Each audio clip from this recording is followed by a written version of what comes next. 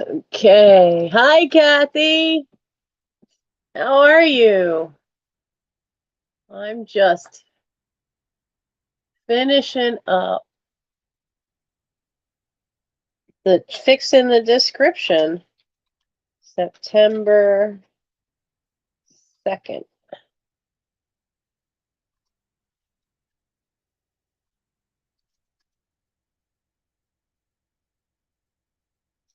No, no, no. Paste. Save. There we go. Hopefully that link saves. Because sorry about that. Mike came home with a cold. He's been working with a bunch of third graders and riding the bus with them into camp. And they're all from Norristown, inner city kids. And he caught a cold and then he gave it to me. Oh joy. Oh joy, oh joy. It's no fun having a cold in the summer. Hi, Sherry. Okay, that's on live chat. This time I already remembered to turn the volume down on the laptop. And so we'll see how long my throat lasts because of this stupid head cold. So, no fun. Absolutely no fun. It's also making all my allergies hypersensitive. And of course, I have two kittens that like to cuddle right up under my chin, and that's too close. That's way too close. And of course, I'm kicking up dust. Oh. Okay. I gotta stick that. I'm out of tissues in my house. So I have a stack. I have a stack of handkerchiefs in front of me for us to get through the night. Can't be helped. Oh, so how is everybody doing? And hello, Marcy. Oh, good. Yeah, I wrote a couple of notes from summer camp, and I had intended to write more, but just never quite found all the time I needed to. I had to write some difficult ones to a few people. And those took some time because you really had to think about it. So, about how you were going to phrase things and whatnot. Um, so, what was I going to ask you guys to do for me? I was going to ask for something. Besides keeping me in your prayers for my cold, kid's got an amazing immune system. I made sure that when he was a kid, I used to make him go play in the dirt. But I'm sick, and turns out I just found out today my brother-in-law has been back in the hospital, and he had heart surgery, but then he ended up with an infection, and they were worried about sepsis. So that's a major, major danger kind of thing. So if you could keep Bob in your prayers, I'd greatly appreciate it. Because he's not necessarily doing everything he should. Why is it some grown men can't get out of their own way just to eat some damn vegetables? Go for a walk every day. But it is what it is. Send Kleenex. Yeah, because I took a nap today because I just knew that I needed to, because it's hard to get to sleep because your sinuses aren't open. So you finally lay and you get maybe one side to be open, but you don't sleep as well. And so then I'm tired, but I've been poking around at stuff upstairs in Mike's room, and we had, between stuff he went through, stuff I went through, we dropped a full bag, kitchen trash bag size full of clothes off at Goodwill. So that was good. I started filling a little box of just breakable stuff, or just not clothing stuff, really, for Goodwill. That's not full yet, so we didn't take that. But we also filled big outdoor trash bag full of stuff that it was like, yeah, no, we don't need this. Let's pass this on. Let's pass this on. And so, because we had a little problem with Arwen, because her one brother was getting too rough. He was seriously attacking her. I think he's having spring fever. Such a anyway, he's basically the little horn dog attacking his sister, and he's the only one. Well, we came back from summer camp, and she had a patch of fur ripped out of her back, and it's from her twin. It's from Aragorn. So she hadn't wanted to leave Mike's room, so she decided she was not going to. And so she used a couple spots in Mike's room as a litter box. That's not okay. Not at all. So we took care of all that, and I've been making sure she comes down, and so does Mike. We grab her in the morning, and we carry her down and dump her right in the litter box, make a big fuss over her, and it seems to have solved the problem. And she's just today. Now, she figured it out to Mike yesterday, but she did it to me today, that if he gets too rough now, she comes running and finds one of us and hops up on our lap, or, we'll pick her up. And she's figured out to just get away from him. So she did it to me today, and then she did it to him yesterday. So we're hoping that sticks. He, however, I'm ready to buy a water gun because he's an idiot. And I think that's the only way he's going to learn, because he is the one that is a little bit dense to learn things. He was the last one to figure out the litter box. He was the last one to figure out. He was the last one to be weaned. He's very much a mama's boy. He's, if the others get too rough with him, he's real quick to, come running to a person. He doesn't like it when they're too rough with him, because Gimli has flattened him more than once because he plays rough, and he gets too rough with Gimli. Gimli lets him know that's not happening. And he still, to this day, it's been a year, and he still tries to get up close to the doctor. She wants no parts of him.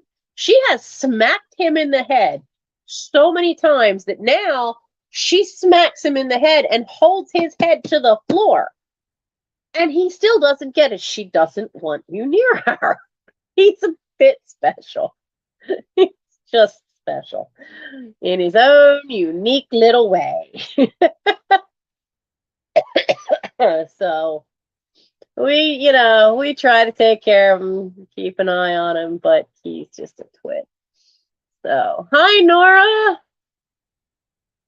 I have a blasted head cold, Nora, and I'm trying to make sure it doesn't drop into my lungs, because ever since I had COVID, that's a problem. I used to get allergy colds because, you just get to a point where you're so aggravated. But Mike got this first, and I think he got it off the kids that he was working with, because they were all a bunch of obnoxious little third graders, and third graders never wash their hands or anything, so or blow their nose. So he got it first, and then I got it. But I'm trying to keep it to be in the head and not drop into my lungs. I still have cough drops, so we'll see. These are cherry ones, and they were a gift, and they were wonderful. I love Ricola. Not a huge fan of cherry, though. I got hollered at by a doctor one time because I'd had cherry cough drops. And so when he looked in my throat, because I was there because I was sick, he thought everything was like really inflamed. And then he realized my tongue was also red. And then he realized it was from the cough drops.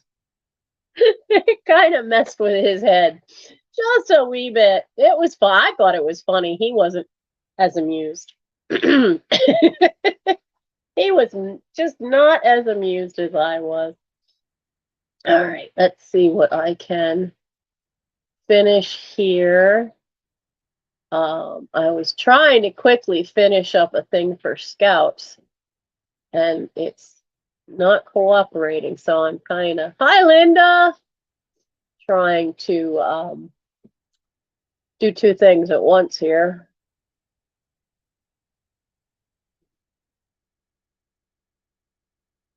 And see, let's see, that goes in there.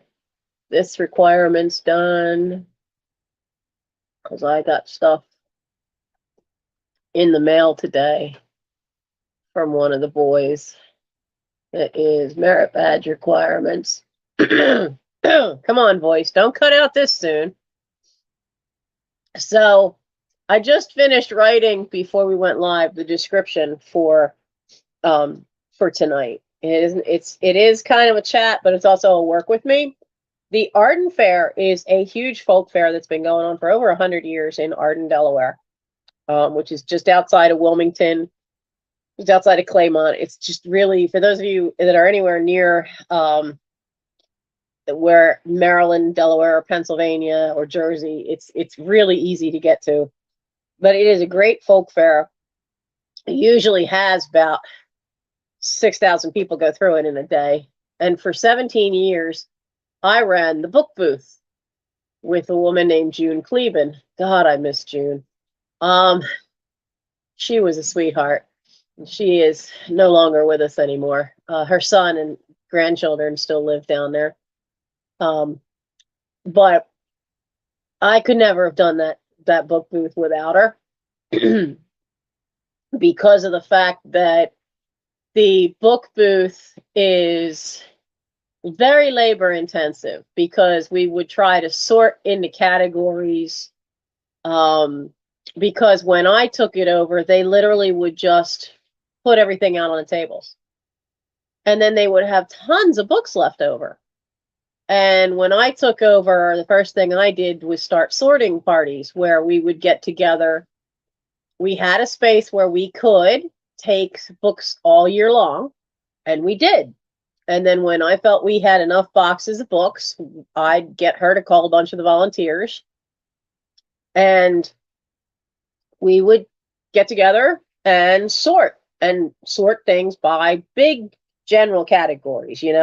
Nonfiction would be broken up into whatever it was, like gardening and history, and so, and then the boxes would be marked so that way when we went to set up, and June made these great little signs, that because there's bamboo all over the place down there, so she got some bamboo, put it in a cup, and put plaster in the cup to give it some weight at the bottom, and it had a big old paper clip like this at the top, so we could just put note cards in it, and it would stand above the piles of books, and we could put there what category it was, and it was great because everybody then could see what table was full of what.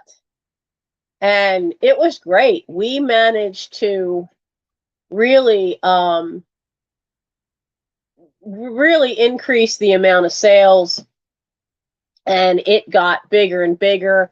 I was, the internet had come out, so I was finding all these homeschool networks. And so I would put a notice on the homeschool boards that there was a book sale at the Arden Fair. So we started getting people that would come and that were teachers or homeschoolers, and they were coming to get more to get the books. I love the one couple. We had a couple that taught in inner city Wilmington, and they taught AP classes, but at one of the poorest area high schools. And so they would take donations from friends and parents, sometimes former students, to buy books. And they would come to the Arden Fair. They would show up with luggage carts, with their own boxes, empty boxes, and a thing of packing tape. They would easily buy 7 or 8 boxes of books. And they would usually have a list of what they were looking for, either as a category or specific titles, because they were buying them so that they could just give them to the kids that they had for those kids to read and have, and then if they really liked the book, they would be allowed to keep it. And it made such a difference for a lot of these kids. And they also would help them find scholarships and stuff to go to college on. So we always cut them a massive deal. I don't know if they still come now, but I loved working with them. It was awesome. It was great fun having them around. Because you just, I loved it because the books then were going to, it wasn't like it was going necessarily just to a book dealer, because we certainly would get our share of book dealers. We would make prices double because the fair technically doesn't start until I think 10 a.m. But you'd get people there at 8 o'clock in the morning to want to come in. And they usually were book dealers. And they have an antique market there. And the antiques market costs to get into it. And they would charge double to get into the antique market. Well, the antique dealers didn't have a problem, because that meant at the time, all those years ago, they would pay $10 instead of $5 to get in early. Big deal. Well, at the time, we were selling hardbacks for like $2 for a hardback, because the proceeds of the fair go towards the running of the Guild Hall. Now, this is a huge timber frame building from the turn of the last century, and it's timber frame. The fire insurance alone takes up half the money that's made by the fair. That was true when I ran it in the late 80s and all through most of into the 90s. So we would have dealers who were going to take old books and then flip them for maybe $50-$60, complaining because they had to pay $2 for a hardback. I was like, how annoying can you get? And it was only a handful. It was only certain ones. And boy, sometimes they just got under my skin.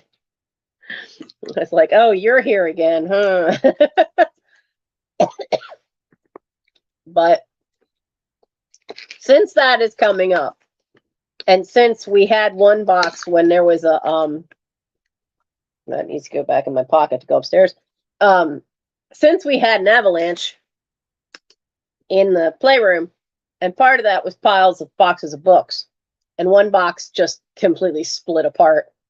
So I figured, well, I should start on books, and we could chat while I try looking them up. Matter of fact, I got to get eBay onto here to see if they're worth it. And we'll see how long my voice lasts while I work together. Oh, that's cool. Yeah, Linda, I mean, it always, like, I tell my scouts, just because a book's old, don't assume it won't be interesting, because you never know. And then, of course, I tell them, usually when they're younger, like 13 and under, I tell them, go find Swiss Family Robinson.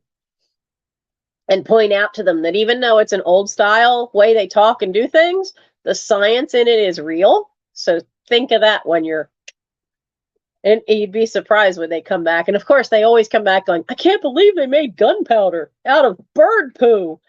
Yeah. That's the potassium you need. Hi, Val. So, I know some of you were looking for invoices. This cold is why you didn't get any. Because Mike was asleep for 2 days. I don't have that luxury. He's the kind that, you ever know anybody that has that kind of immune system where they can just go to bed under the covers, sweat it out, and then they're healthy again? I mean, I made sure he played in the dirt a lot as a kid, so he's got a great immune system, but I hate him. Because with me, it's he got it over the weekend. It's Thursday. I came down with it. By Sunday night, I had a sore throat. It hit me Monday afternoon. And Tuesday, I woke up with no voice. I'm thankful that I have a voice now, but I'm still not feeling great. Enough that his kid brought home. He's so funny because he came home tonight from playing Magic the Gathering with his friends, and he brought me a thing of Pedialyte to drink because you have all these decongestants to take, and it's so hard to stay hydrated. But at the same time, I also have amlodipine, which is blood pressure medication. Well, what that does is it shrinks the vein walls, so it's getting all of the fluid out of them. It's making them all the water come out of them. So that stuff can dehydrate you. And I was complaining to him earlier about how achy I felt, and I'm always thirsty. So he said he was looking up in his phone and that I should be having like a little bit of like Pedialyte. Doesn't have as much salt in it as Gatorade. So he brought home Pedialyte. He's a good kid. He ain't gonna be he ain't really a kid. He's 28. His birthday's on the 28th of this month, and he'll be 29. So so that was nice. It was funny though, because I haven't had Pedialyte in years. So I remember being very, very sick. One of the times I had pneumonia. They said I had to get Pedialyte and drink it. And this time, this stuff tastes way better than it did back then. So, of those of you who are here, my dears, who was it that got because I can't find my book. But at the sale last week, somebody got the little carved elephant. I found this today. Now, it's the kind you use, there should be more than one, and you use them to make socks and all that because they got a double end. But I only found the one. But it's the right color, and I think the right size to give that elephant his tusks back. So I literally found it like 5 minutes before I came downstairs to and it's trash night, so we were going around. I was going around the bedrooms getting all the trash from their waste baskets, and Mike was getting the heavy bag of trash out. Dang it. Sorry about the coughing. Well, I'll find out who that was because I'm not seeing my notebook. I have a feeling I buried it because all the stuff is still right here from the sale because there's some stuff up there that's packed, but I just got waffled. Val. Okay, Val, you got it. Do you want me to see if these work for the tusks? Do you want me, if they do work, to go ahead and glue them in? Or would you rather I just make sure they're the right length and then send them with it, and then you can decide if you want to glue them in and have replacement tusks or leave it without the tusks? Because I can always send them that way. Dang it. There's like goop right here. Aggravating my throat.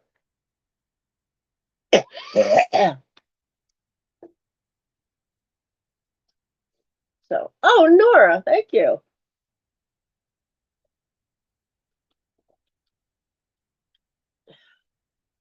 Okay, I'll send them because I think it's the right size for the holes, but I didn't know if you would want to see it with tusks or not. So I can cut them to size and then send them with it. And then you can decide. Oh, I have a cough drop in my mouth more. I'm trying not to swallow it. You know what? I wonder if this works.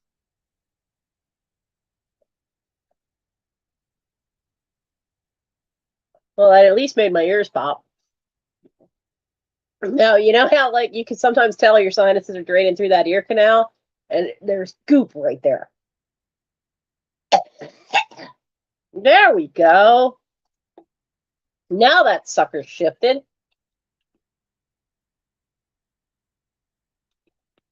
It's funny when I never knew how all this stuff was connected.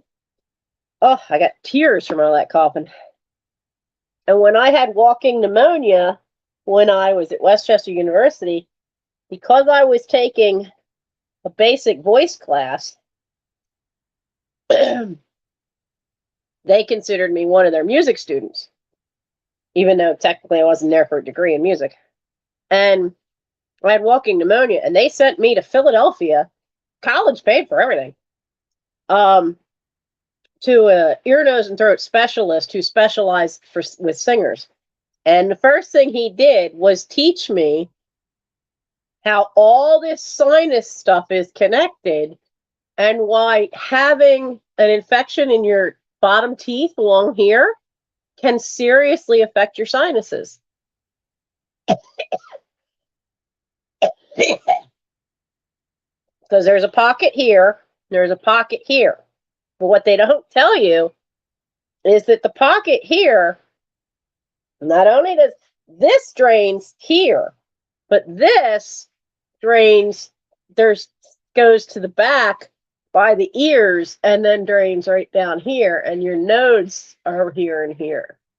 And if they swell, they block the drainage, which is why your ears fill up. You ever had a cold where your sinuses were so bad and then your ears would clog up? That's why. It's because these the two glands are right there, and if they swell up even a tiny bit, they're blocking that gland.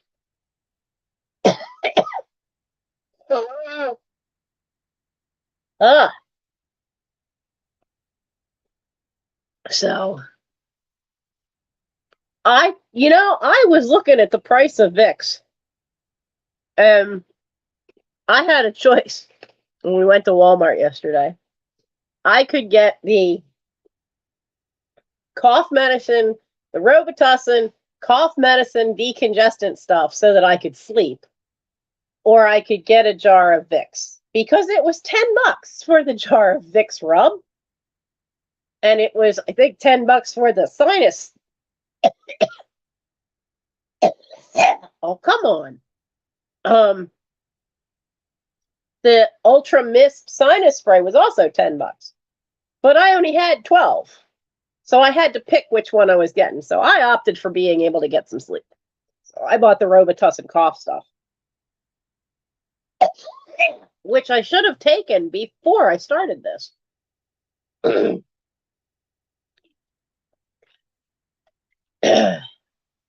But so has everybody heard what's going on in Hawaii? That one poor island is in such bad shape. Let's completely change the subject of my coughing my head off.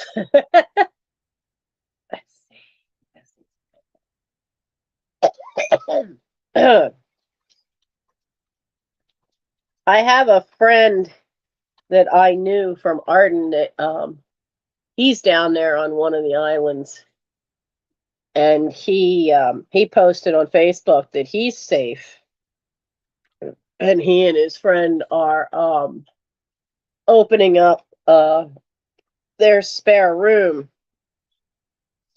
to people who are evacuating from the other island because they just don't have they don't have anywhere to go. And it sounds like most of the island is sadly going up in flames. And last I saw was over 50 people had passed because of the fire. I feel so sorry for their families. What is this? This is the edition of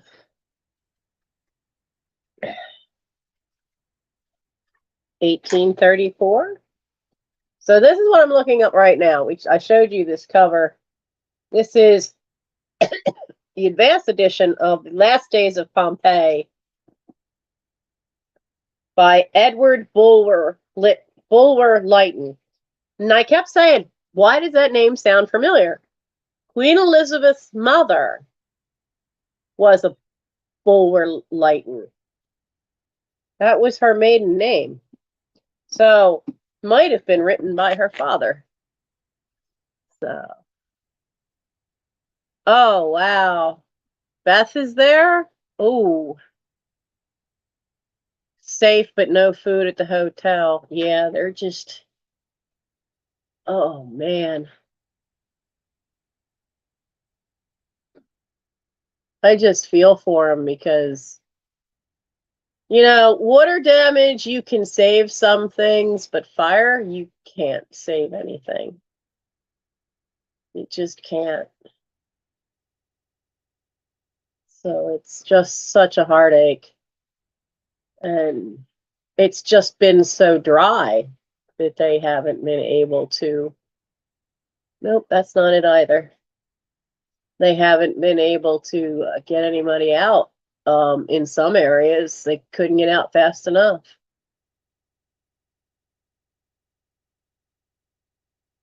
Is that it? Nope, that's not it either.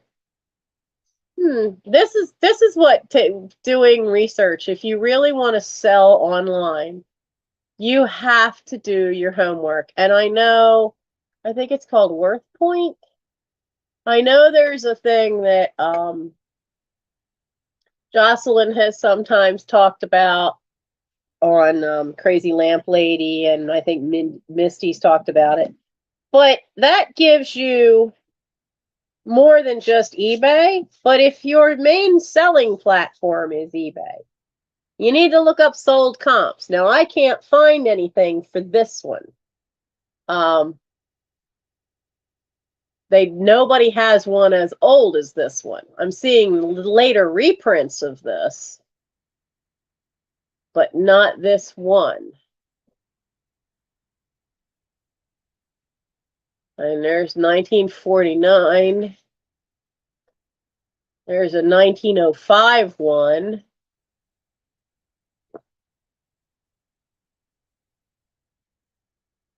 So 1957. Now there's an 1834 first edition that sold for, well, it has $30 with a line through it.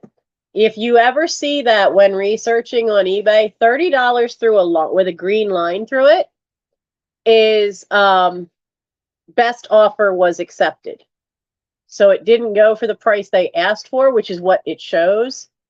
But they now there's one for $35 from 1850.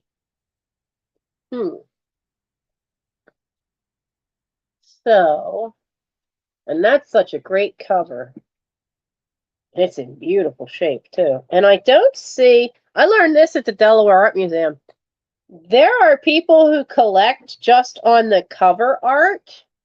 And so if you look, now I looked all over this one and I cannot find anywhere in all this. Sometimes in the cover, you'll find like hiding in a corner or hiding in part of the design, but you'll find tiny little initials. And there are people who collect books just because of who the artist was that did the cover art.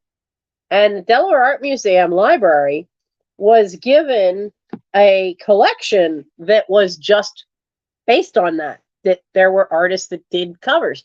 And so I've learned now to always look and see if there is anything that has an initial on it, and then you can look and you can find out who was that artist, and it can make a whopping big difference, surprisingly.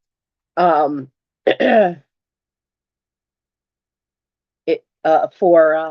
books, for old books. Sometimes, a book is worth a lot just for that cover. So let's see. So since we're not finding this exact one, I would think we should try this as a buy it now. Well, it can't hurt to try it for 30. So I'll put that on the list. I hope she gets back safely. I really do. I bought that off of another reseller because the cover was just so gorgeous. And I read the book too. I thought it was a really fun read.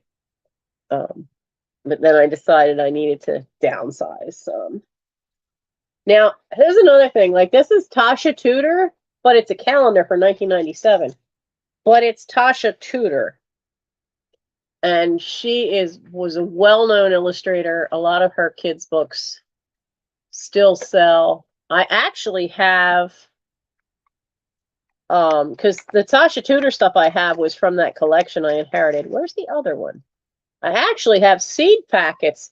The website, tashatudor.com, since she passed away, that website's no longer exists. Her family, she was running it and selling seeds that were from her own garden. And so some of the seed packets had her illustrations on them, but these are later ones. And so it just has the name and a photograph of the flower. But I don't know how much that would be worth because I couldn't find any like that. So when you can't always find anything, if you're willing to, you can either decide to buy it now price, like I did the Pompeii one, based on what other editions that are similar in age sell, or you just put it up as an auction and roll with it and see what happens. And things like those seeds being Tasha Tudor, but without her artwork on them, that I would just make as an auction, maybe start them at $4 and just roll with it and see what happens. How do you spell calendar? My brain is not where D-A-R. Can't remember where the E goes. Those are all calendars with her artwork.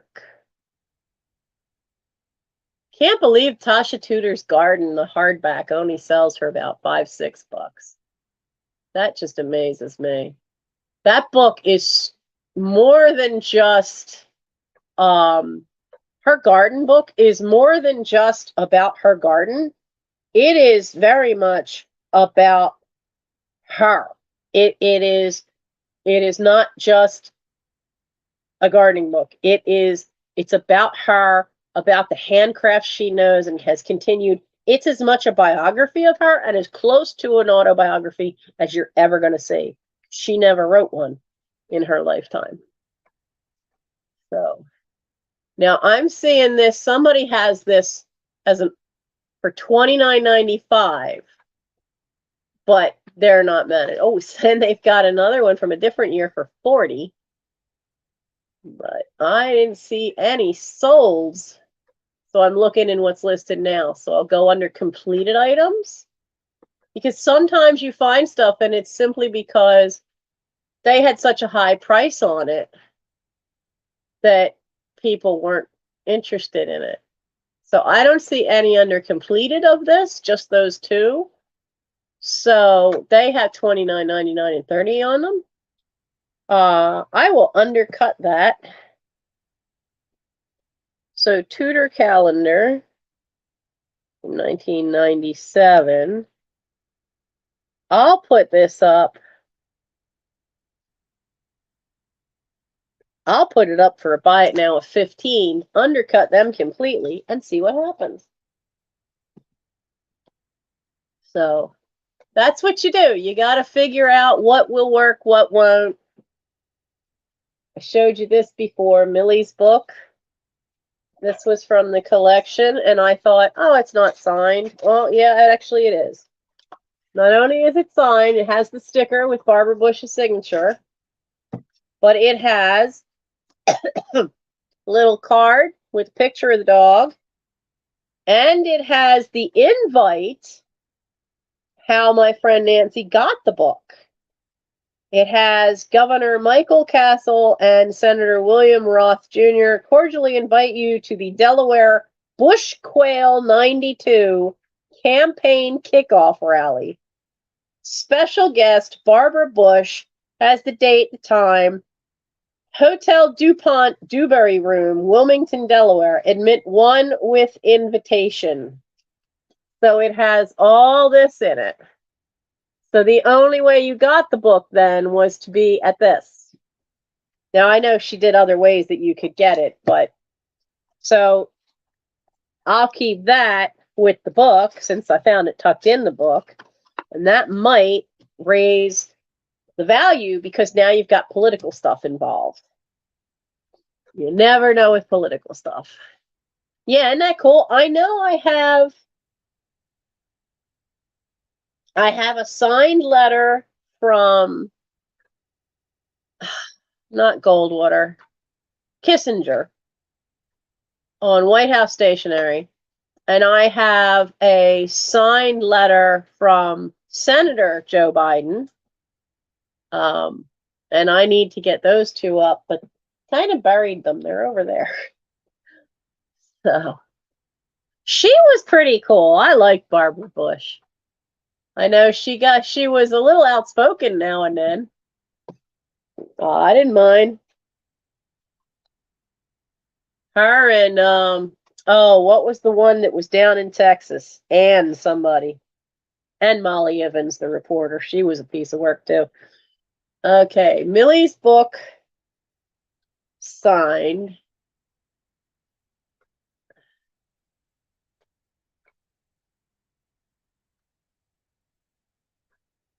Okay. So they have two completed ones. One is best offer accepted, had been 19, and another. No, I don't want to clear my search filters. Go away. Another one for 35. But because this has the political stuff,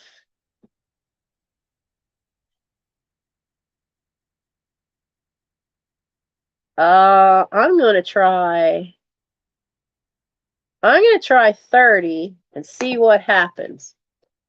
So one of the things I do, Ann Richards, thank you. I couldn't remember her last name. It's been so long.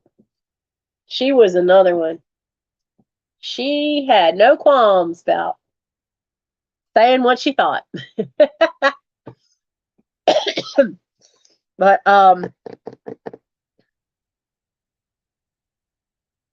shoot, brain derailment. Oh well. Now I have some stuff over here in a little box. I saw my friend's mom, who is now got to seriously clean out because she put the house on the market already and the house ain't sold. Oh, I know what I was going to talk about buy it now and best offer accepted. So when I list something as a buy it now, I do not immediately add best offer accept, best offer, that you can make a best offer on it. I do not. I will let it run because buy it now is run for 30 days.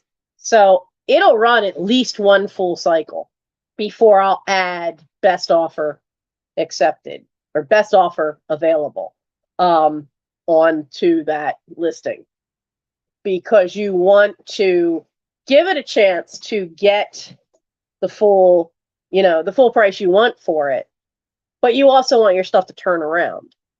So I will let it run one full cycle at least. I just was in my today and I added best offer to a couple of things. Because I sold a postcard today on eBay. Not much, but it's something. Oh, nice. That's cool. I never met her. I met,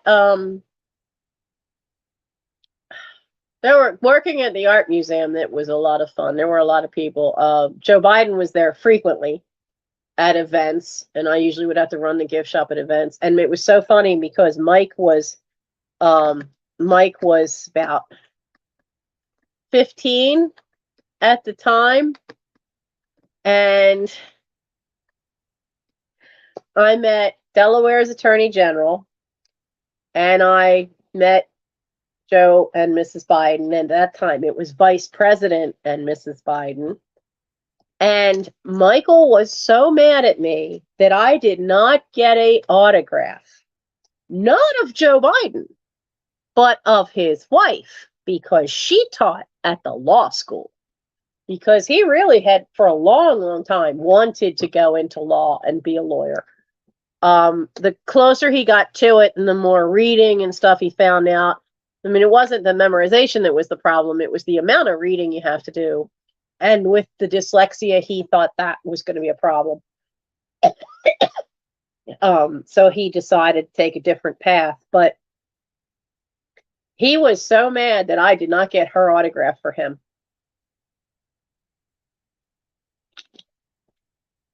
The funny part is that I said something about it. I had said something to my coworker that was there that night in the gift shop, and the woman at the counter turned out was the woman who was the Attorney General for Delaware at the time. And she said, "What's your son's name, dear?" And she said, "Okay." And we talked a little bit about what he was hoping. Well, she gave me her information for him to write to her, and then she would see about having him come with her for a tour of Widener Law School down in, because Widener main campus is not that far from me. It's over that way, quite a few, probably about 3/4 of a mile, or a mile away. But the law school is actually in Delaware. And so sad part is he never went. He should have gone. He should have at least gone. But once he found out, he was worried too, because he found out how expensive law school could be.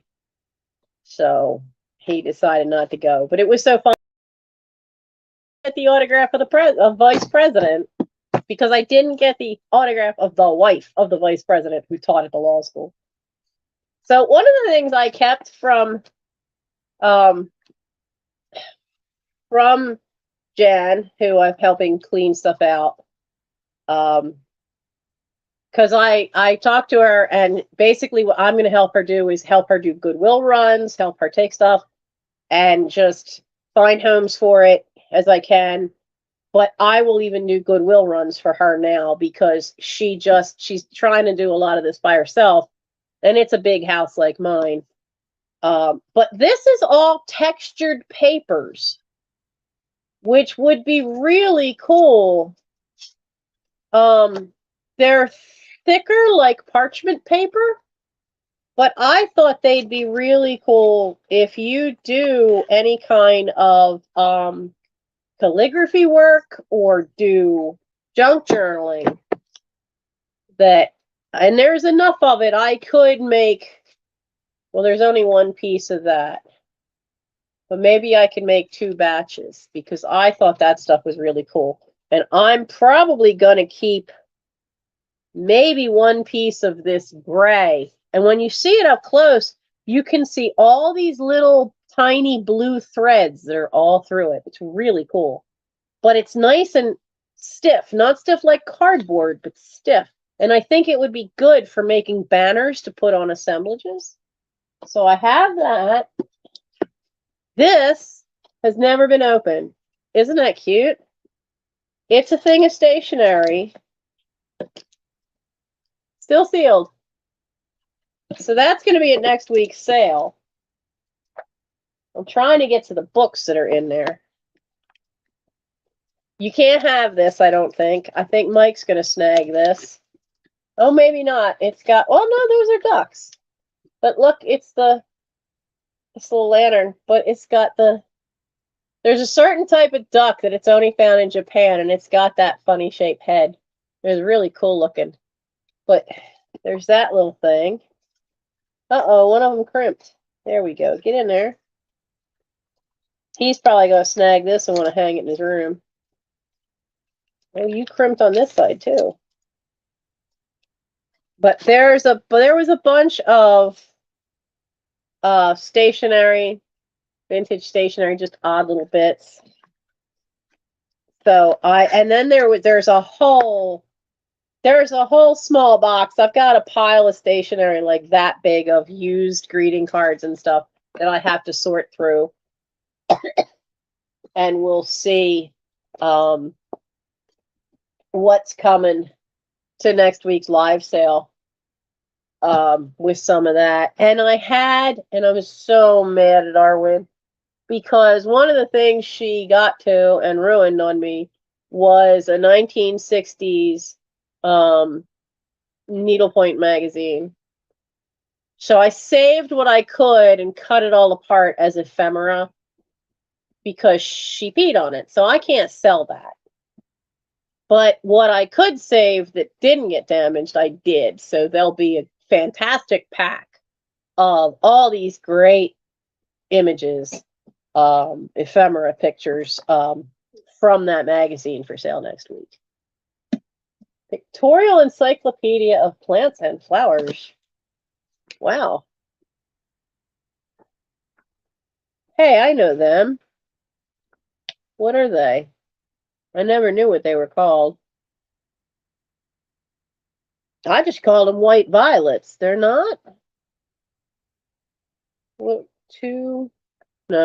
507. It's called a mountain pansy. I have these suckers in my yard. I just called them white violets because they look more like a violet than a pansy.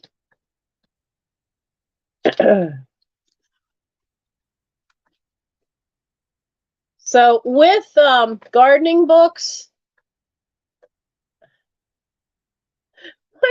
oh, you're drooling over the paper or the stationery?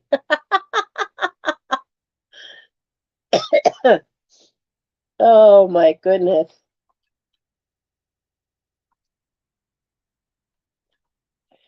Flowers.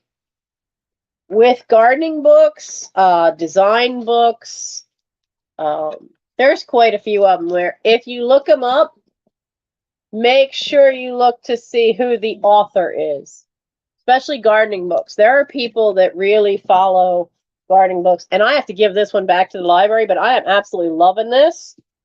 Ruth Stout, No Work Garden Book. Here, she wrote articles for decades for Organic Gardening and Farming magazine. And it's like, so I grew up reading some of her articles and I never knew she had a book out. And the book's been fabulous, but I have to give that one back. But this is one of those kind of books where I'm honestly thinking of looking for it and seeing if I can find a copy to keep that I can make notes from. And, okay. I see no solds for this. So that's a whole different list. Time to start that book sale list. So this one is going to be $3 at a book sale. So plants and flowers. Plants and flowers, all of $3 at a book sale coming up. Or if you wanna get it now, just send me an email right there or put it in the comments. But that's gonna be one. It's gonna be in a book sale. I'm gonna have to start really seriously seeing about making some drop sales of books. And oh, it's a pity this one's damaged. I know this author. This looks like an early one. We have a date? 1949, so it probably is early. Ruth Stout? Yeah. I didn't recognize the name, but I was like, what is a no-work garden book? I don't need to find this out. And it's all about the mulch. And I thought, we knew a lady. Growing up, Mom used to take us to this woman that lived somewhere out in Glen Mills to buy fresh tomatoes. And her tomatoes were always massive tomatoes and so sweet and juicy.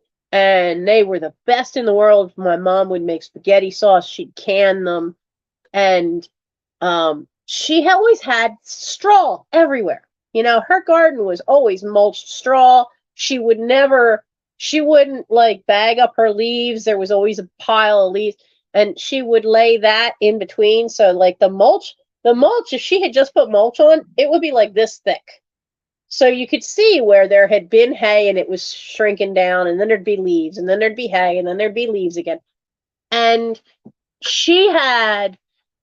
you could just push it away and find earthworms. So she would let my brother Roy, if he went with us, catch all the earthworms for fishing he wanted. We'd often find box turtles, toads. It was great. She never really had any problem with insects on her tomatoes because the toads were living in the straw and all that mulch underneath. She never, when there was a drought, she still had tomatoes. And it was all, when I started reading this book, that's exactly her point. If we mulched properly, the earthworms will keep the dirt turned up underneath, so any water will go right through to the roots like you want. It keeps the soil aerated. It also keeps it from freezing. It keeps it from getting hard and compacted. And that's what you want. And then when you want to plant, you just rake the mulch out of the way, put the seeds in, and then once they're big enough, you slowly start putting mulch around them again till they're big enough to have a nice layer of it. And I'm like, that's exactly what I grew up saying. I didn't know that was a thing. I thought it was just the way that one lady did it. But she always had fantastic stuff. So I really like her stuff. So I'm going to have to find out more about her. Now, how do I spell this? Margarita. Let's just do the last name. D. Angeli. This is Door in the Wall. Margaret Angeli. Isn't that a beautiful line drawing? I love her illustrations. They're very pretty. This is from 1949, but it's got a big issue on the outside. It doesn't have the dust jacket. Really, people are buying a more modern paperback, but they're not buying the... Well, there's a similar one. Now, that's a different color, but it says first edition. But it's got the same sword thing on it. But I don't think I could get $5 for this one because of first printing 1949, sold for $8. So I think this is going to go. I think this is going to go into the book sale too, because look what's happened. The whole spine is gone. And it has a library plate inside. It's got a thing in the author taped in, glued inside. Oh, look, it's still got that inside.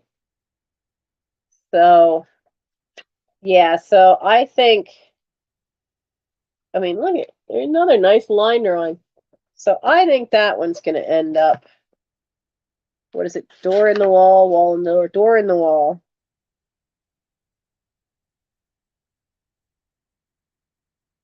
That's going to go in the $3 book sale. Another older one, Five Little Peppers and How They Grew. Is that a series? Yeah, I mean, that book's going to be nice junk journal. I have a feeling Five Little Peppers is a series. Margaret Sidney and illustrated by William Sharp. I see this one's actually got all its parts. Oh yeah, there's a whole series in here. Apparently this is the first one, Five Little Peppers. Well, let's see. This is where part of my day goes, just doing research.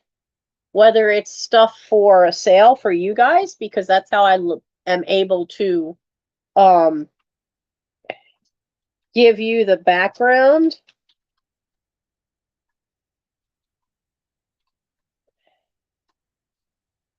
Because without that, I mean, it's always nice knowing what you have. Is that the 5 little peppers? Really? Okay. That same edition. There it is twice. 3 times.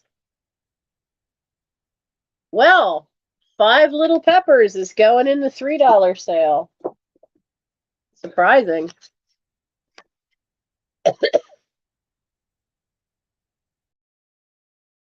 There's 3 different ones that are anywhere from $5 to $5.99 and not sold.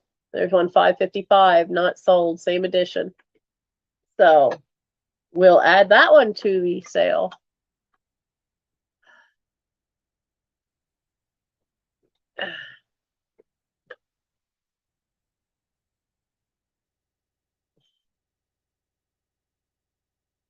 Yes, it's a series. Oh, yes, on 5 little peppers. Yeah.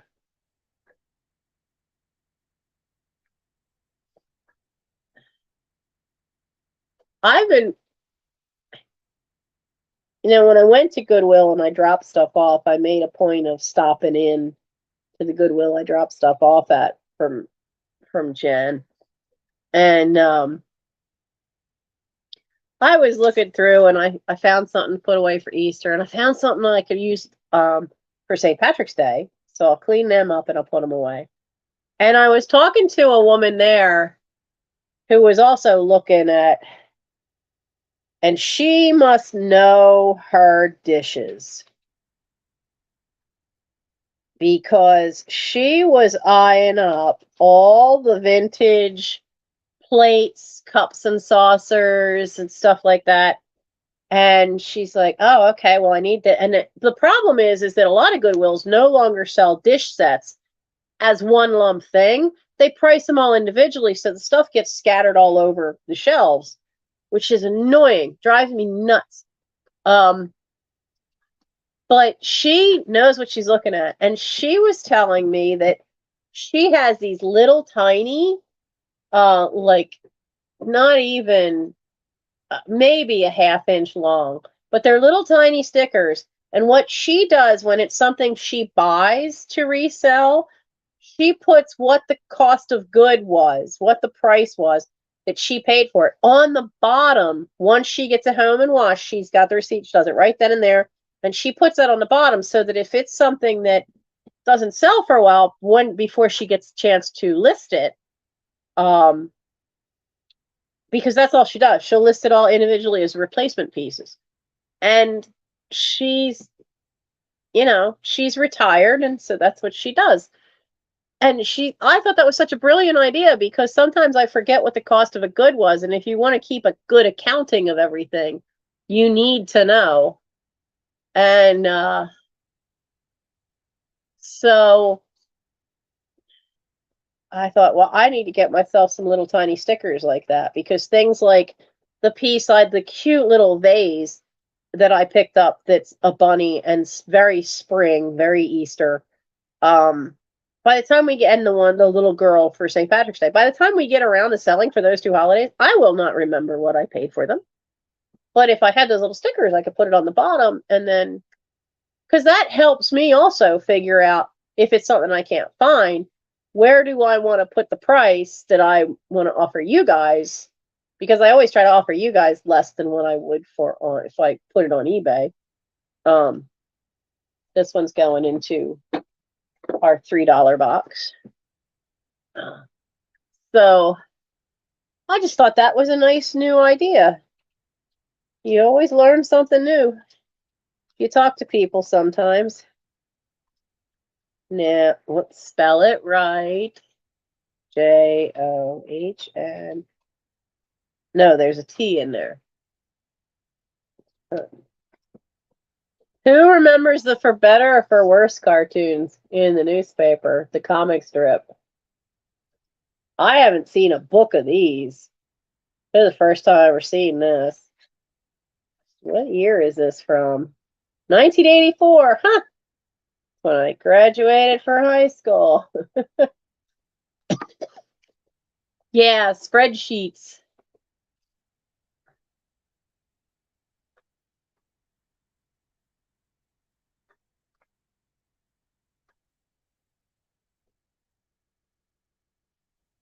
Oh, okay. That one's worth it.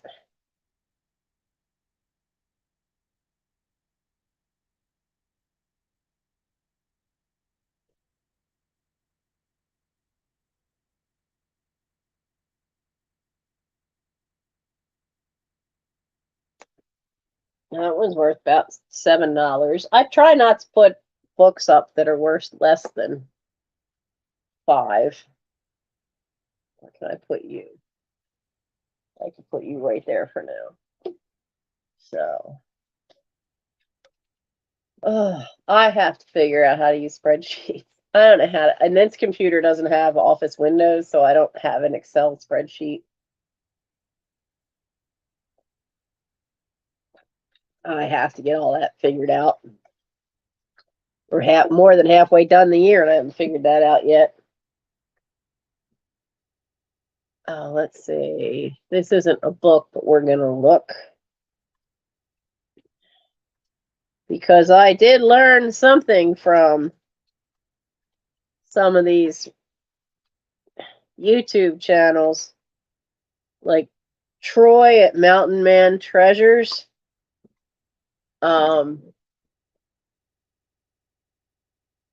Okay, did I spell it wrong? Accumulate. No, I didn't spell it wrong. Oh, I spelled teaching wrong. Duh. Still no exact matches. Wow, he wasn't kidding. So this was in the box. Now I haven't tested it yet. I have to put new batteries in it, see if it works. It's an old Radio Shack calculator, but it says it's a teaching calculator, which I've never seen before. And he wasn't kidding. I'm seeing early type Radio Shack calculators on here for $10, $16. Geez, there's one for $27. Holy Moses, what is that? Tandy 102 portable computer TRS-80 has the manual, the case, and the bag from Radio Shack, $72. Wow, and that's sold. That's sold comps. Holy Moses. He wasn't kidding.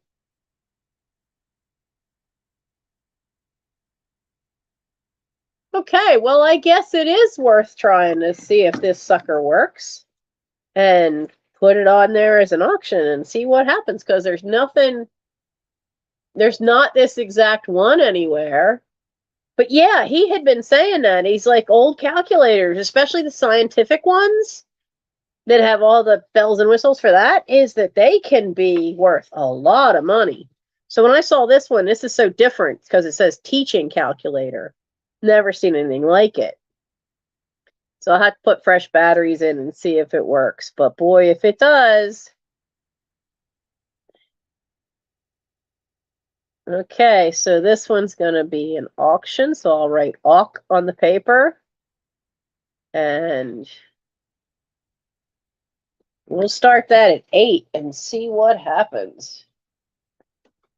I'll have to clean that off and see. Now, I brought over some of them. I started with the hardbacks of the ones. Now, I've not read this one, and I have a feeling I probably won't, because, you know, times and tastes change. Oh, the TI calculators never lost their value. Yeah. I never got that high up in science, so I never had a fancy calculator. But this is a great, this is all embossed. Such a great cover. The artwork, the detail that they do. These are the kind of books that look great, like lined up on a shelf, because that's got Queen Victoria right there. How's the clarity, by the way, of this camera? Because Mike kind of got himself talked into it, but kind of not. You know, he got himself a new iPhone, and there was a deal where he could get me a new phone with a better camera and more memory. And so we picked it up. It came in the mail yesterday. He got it all set up. And then today we went out and got a new power cord because my power cord was taking 12 hours to recharge my phone. So that cord was dying. So we got that, and he got a new glass cover and a case for it so that it wouldn't get damaged by being dropped. Oh, I love when they have these. It has the presentation page. Isn't that cool? Some books, have this presented to because they were, in the 1800s, books were expensive and they were meant to often be given as gifts. Now, sometimes, wow, this has got a hell of a title. You're going to hear it in a minute. This is entered according to Act of Congress in the year 1898. Wow. So this title, look at how long the title is. The title of the book goes all the way down to where my fingers are. Holy Moses. What are you doing? I haven't seen this. Wow. This is such a mouthful of a title. When do you hear this? Life and Public Services of the Honorable William E. Gladstone, containing a full account of the most celebrated orator and statesman of modern times, comprising the graphic story of his life, his brilliant genius and remarkable traits of character, grand achievements as a leader and prime minister, his magnificent triumphs in great political struggles, etc. A noble example to all aspiring young men, including his famous speeches and orations, striking incidents in his career, personal anecdote, reminiscences, etc. by D.M. Kelsey. Yeah. That's quite the flattering mouthful of a title. I am wondering, because Gladstone, there's a book called Queen Victoria's Little Wars, because there were lots of little wars, and they weren't from her. They happened during her reign, but it was often her prime ministers who were basically, well, we found another area to conquer, we're going to do it. Oh, you found a teaching calculator for $9.99? Okay, because I have written down that I was going to try it as an auction starting at $8. Thank you, Kathy, because I didn't find it. Awesome. You're so helpful. I love it when you guys help me. Thank you. Because sometimes I'm not finding stuff. I put in teaching calculator, and you know what comes up is a lot of stuff for a chess computer.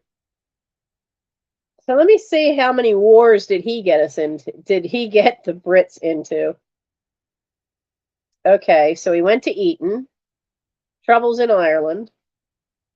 Okay. Public life. Here we go. Reaction after the war, but it doesn't say which one. The slavery question came up while he was in Parliament.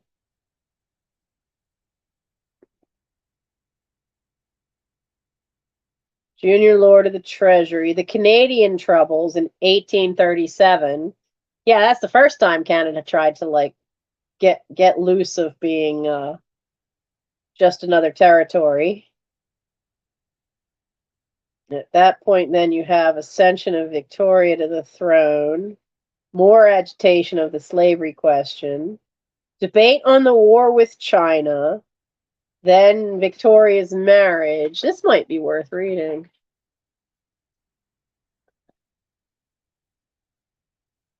Conditions of Canada. Yeah, Canada pops up several times in here. Overthrow the ministry. What on earth? Oh, that sometimes happens over there. They overthrow the prime minister. Look what happened. What is just hi Warren? They had that woman as prime minister, and she didn't. I don't even think she lasted 3 months. So that was yeah. So they have the Crimean War under him.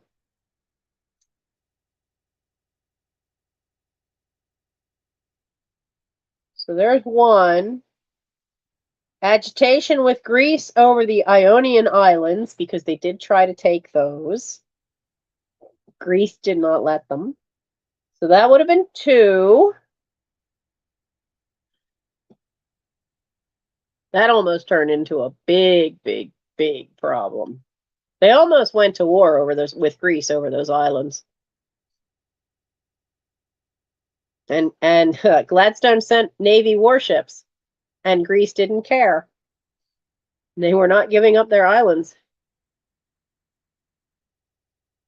So he was responsible. Oh, and he tries again. Then we're up to the Civil War, because he was around for America's Civil War.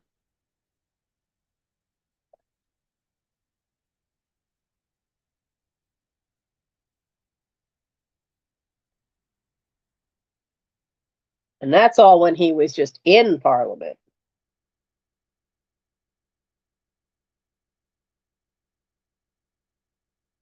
So there was a war then between France and Prussia. He was smart enough not to take sides during that. Can't imagine at that point the British would side with the French anyway.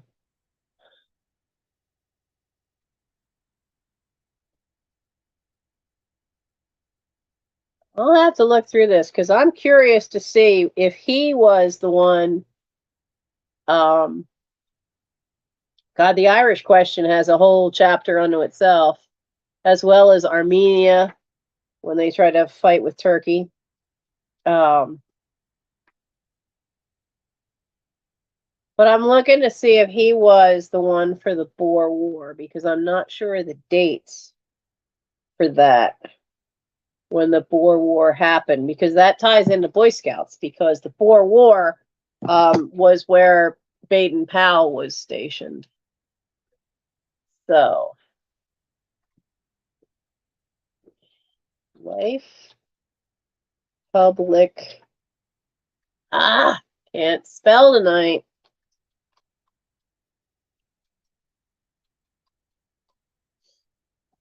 Cannot spell tonight.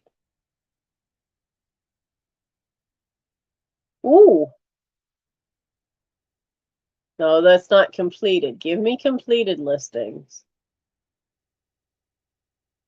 Well, there's no completed listings for this book, but there are listings for $50 and for $75. So I could undercut that. I could undercut that and offer it up for, say, $45.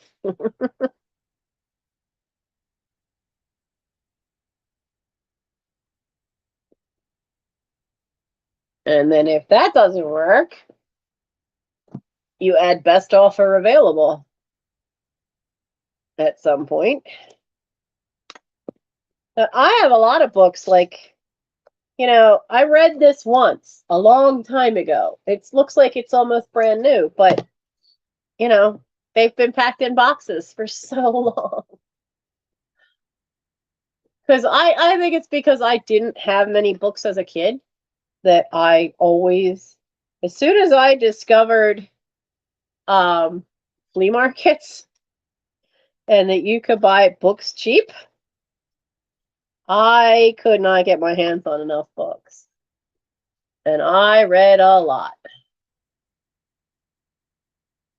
Okay, well, if nobody can sell it for $2, First Boer War was 80 to 81. Okay, thank you.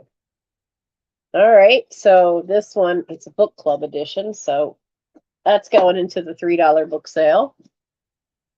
And if you guys see one that I say is going into the sale that you want now, just let me know now. Now, this is a thing I did, and I didn't know about old books then, but I used to have an embosser, and I would emboss my property of, or library of, and it had my name, Nancy B. Krause, and a unicorn on it. And I would do that, and I later found out that really, it decreases the value. I didn't know. I was given that as a Christmas present. I was probably 15. Gary got that for me. So I'm not even going to look this up because I know the world's popular classics. They're usually all out there. This is the Fables of Aesop. It's got some little issues of wear on the edge there, but for the most part, it's a good, clean copy of Aesop's Fables. Does not look like it's illustrated. Doesn't have a date in it either. But let's see. Sometimes you can get an idea. I mean, it's all that old rag paper, but yeah, it's good, clean copy, and there's a lot in there. But that one, Aesop's Fables, is going for $3.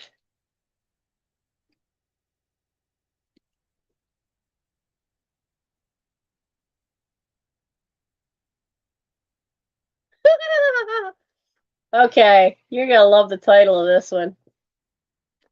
Gluttons and Libertines, Human Problems of Being Natural. That's just funny. A noted biologist's irreverent view of our presuppositions about man and nature. This book scans beneath raised eyebrows are shibboleths? I don't know what that word is. I don't know what that means.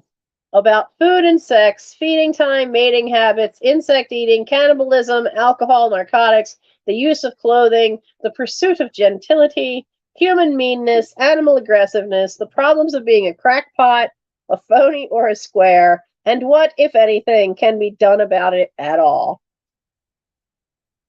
That's just funny.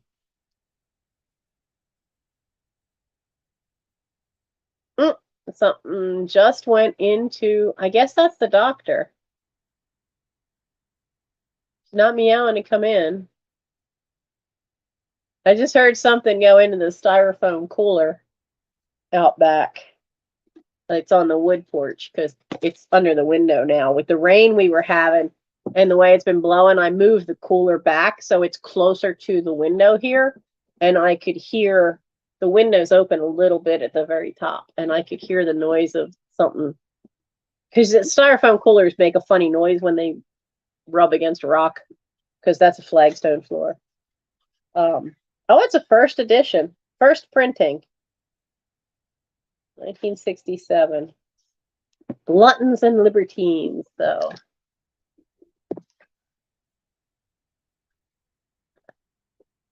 Oh yeah, you always have to look up the artist. That sometimes whoever did the artwork can sell a book faster than the person who wrote it. That can happen quite a bit. Yeah, Amazon.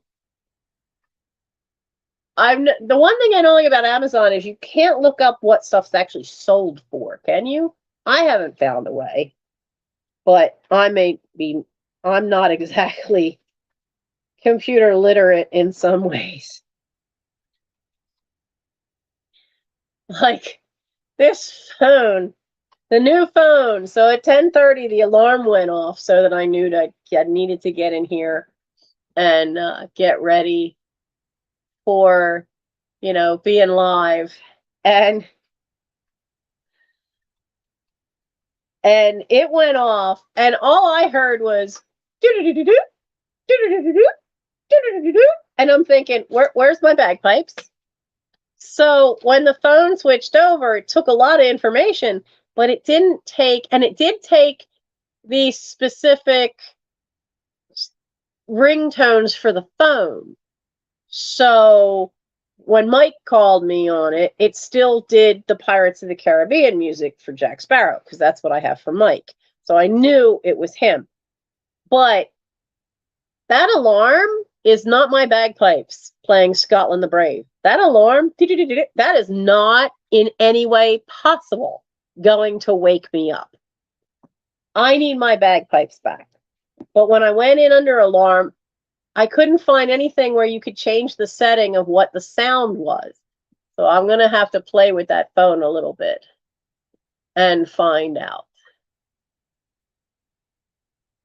So, okay, pal. The author of this did a bunch of natural history books. The Nature of Natural History, Forest and the Sea. But I'm not finding this particular book. I'm also only seeing one sold for one book.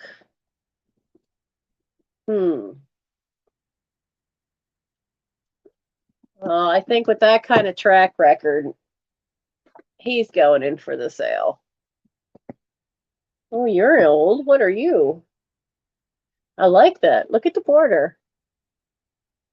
Kinda Art Deco-ish. But I can't quite read that spine. It's too faded.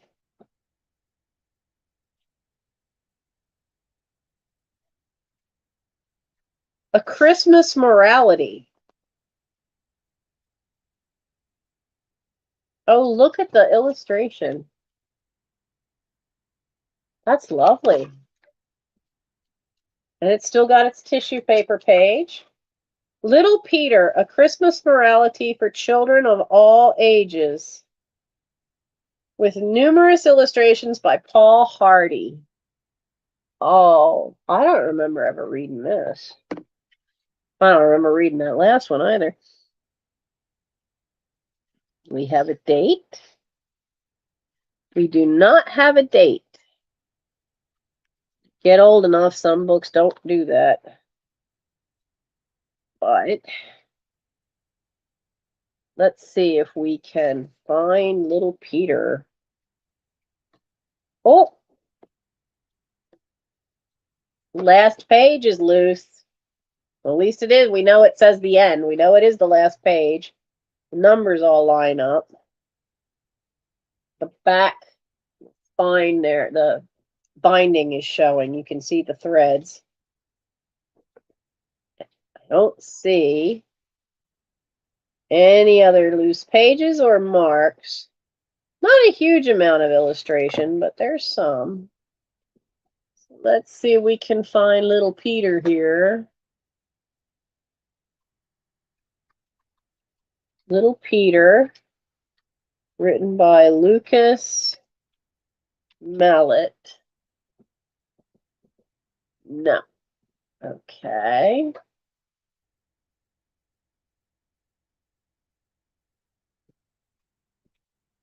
Let's try Little Peter Christmas.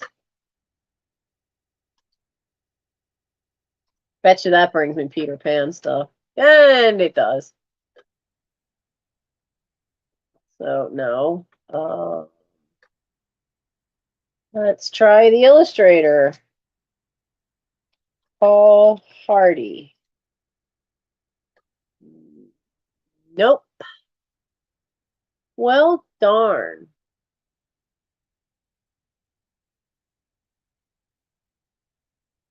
What if I just put the illustrator in? Take out that, try that.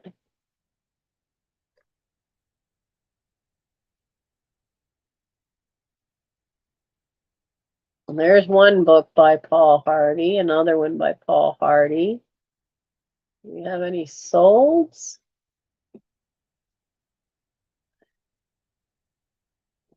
No, that's Thomas Hardy, not that one. Get away, fruit fly. Having a problem with them in the kitchen. No. Don't see any. But I don't see anything. It's this one. And being that it's this old, I'd be willing to try this one.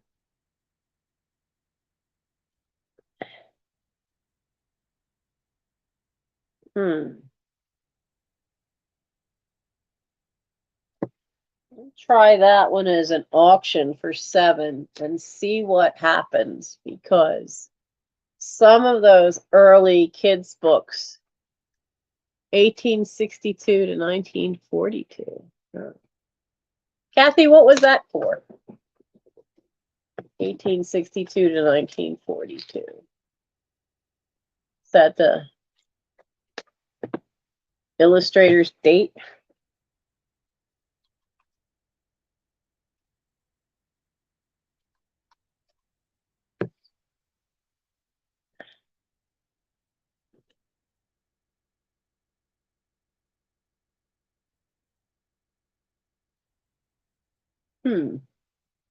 Okay, not finding that. Okay. A. Nolte Smith.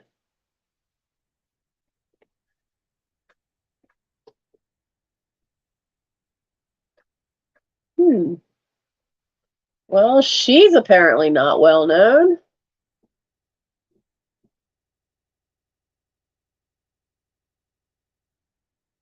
Oh, there's elegy for a soprano.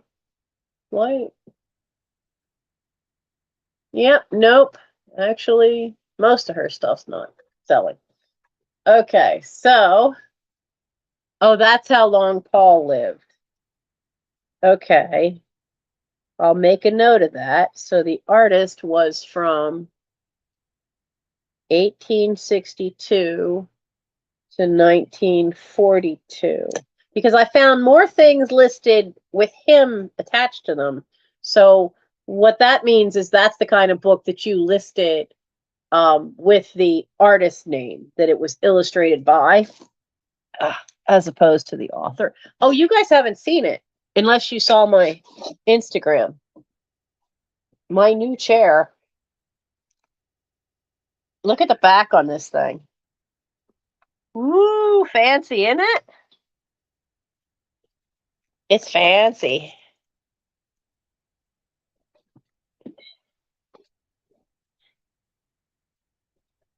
My $40 chair. But I have a pillow sitting on it because that's a hard seat. But it's very lightweight chair, so it's not oak, it's maple.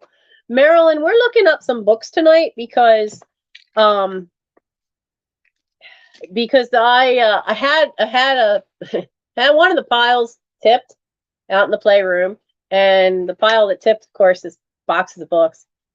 But also the art and fair is coming up the end of the month, so if there's books that I don't sell, then I can clear them out. Uh-oh, hello. You come up out of the basement to say hello? But I can send them to the Art and Fair book booth, and that way they can do some good there. Hi, Elron. Oh, wow. That didn't take long for you to flip around to that position. Okay. This is the mommy I want to sleep in your arms position. Okay. I see. You've been playing in the basement. Your feet are all wet. Yeah. Come right up and boom, roll himself right over. What is the title of the book again? The one that we just did with that illustrator is, oh, come on, tissue paper page, get out of the way.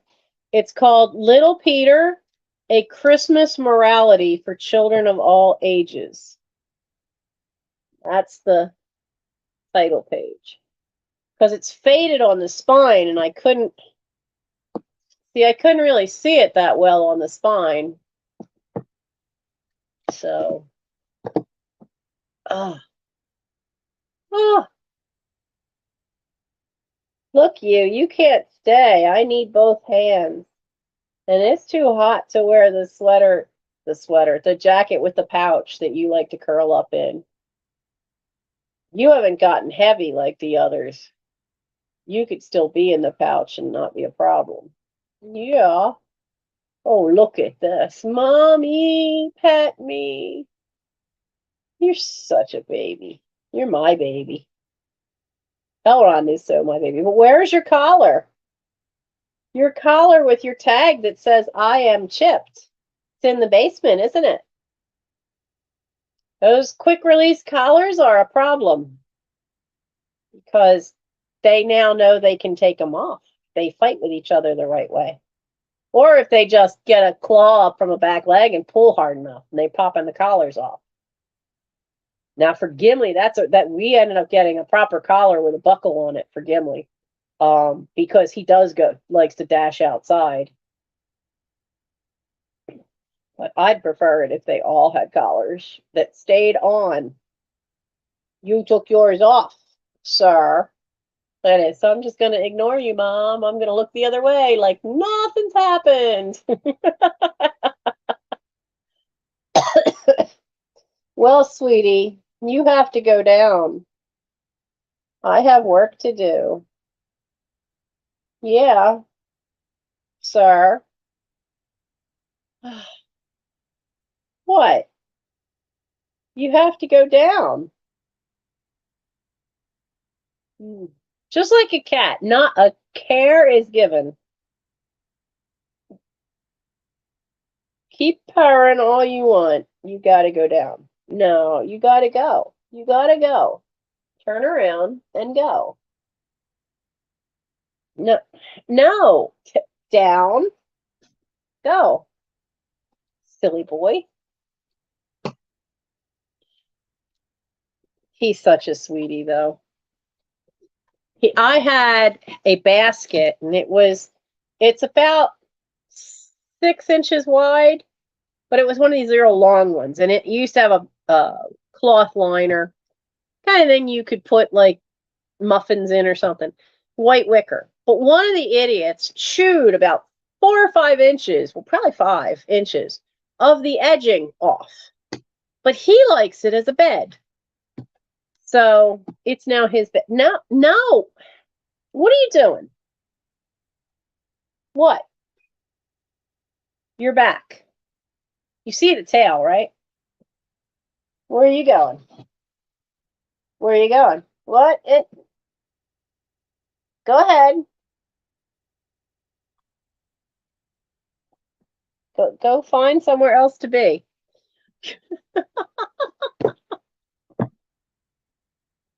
What? Oh, you're trying to get behind me on the chair. No, they're not. No, that doesn't work with this chair, which is another reason why we switched chairs. That doesn't work on this chair. No, you can't get behind me. Yeah, what? Sir? Hey. Fine, stay there. So this is the next one I was looking up. Now, this says she is an Edgar Award-winning author. The Edgar Awards are for horror stories, I thought.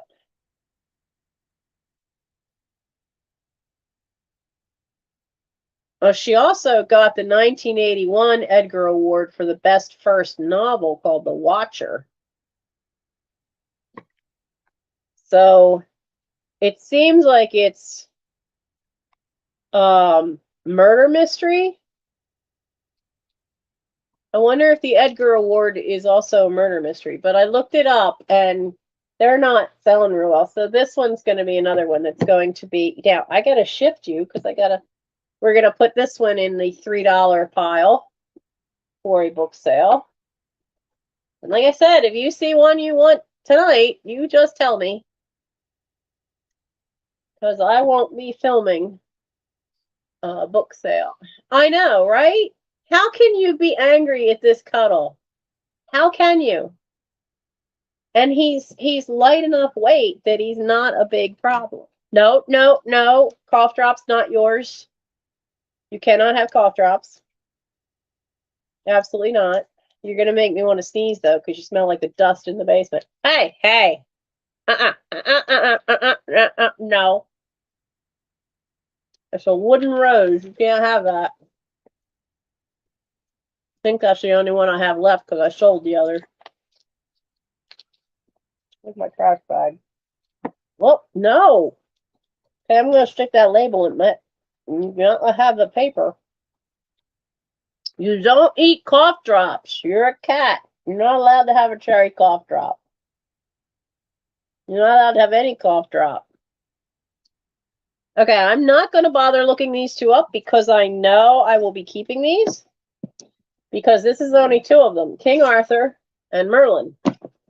For some reason, the other two of the series, because there should be Lancelot and Guinevere, and they weren't in there with it. They weren't in the same box. Because I have to admit, I would like to read these again. See, I did this. I would put the date of when I bought it. I bought these in July of 1992. So I definitely want to read these again. Hey, stop that. Before I would give them up. Because they're actually, they're not fiction, they're nonfiction. And it's basically looks at all of the folk tales and historical records that mention each of the characters from Camelot. So, yeah. I loved Mazes and Monsters, so I want to read that one again before I give that one away. Will you stop?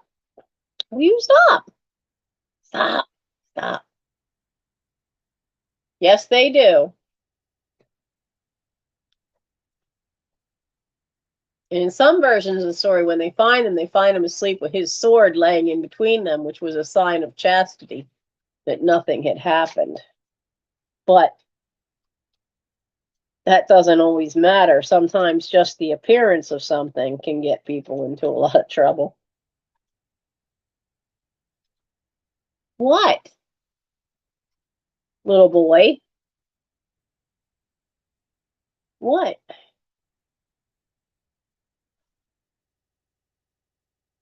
Why has somebody listed this? Oh, that's a galley proof. You got it listed for $50? Where's completed? Yeah. $4.39, $5.80, $3.99. So yeah, Mazes and Monsters. I have to finish my library books. Do I really want to read you again?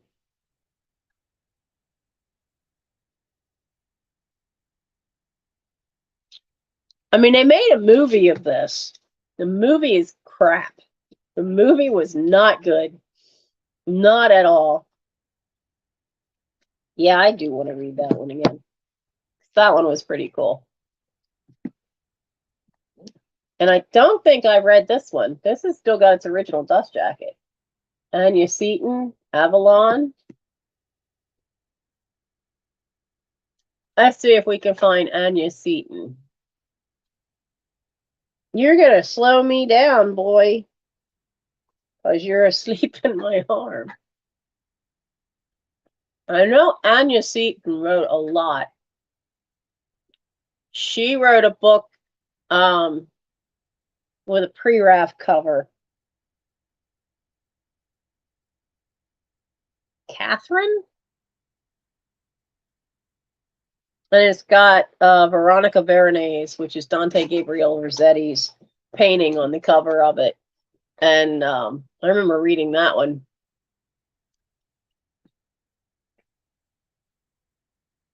Oh, there's sold ones for this for $5 and $6. And her stuff seemed really good. Oh, Mistletoe and the Sword. I remember reading a paperback of that. That was hers? Catherine was really good. Oh, Dragonwyck is hers.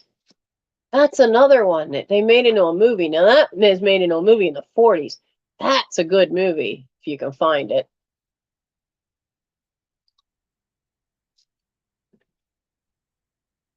Well, I think I'll hang on to that. Oh, look, wait, there's Guinevere. Let's put Guinevere with the other two. So now we're just missing one. Who remembers David Brenner? Used to make talk shows, stand-up comic. Soft pretzels with mustard, because he's a Philly boy. He is a Philadelphia kid. Showing my age, having grown up watching him be on The Tonight Show and on Merv Griffin. And okay, let's see.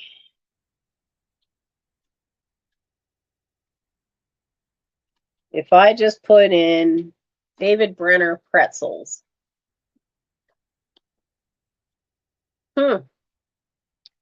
Solds for $3 and $4.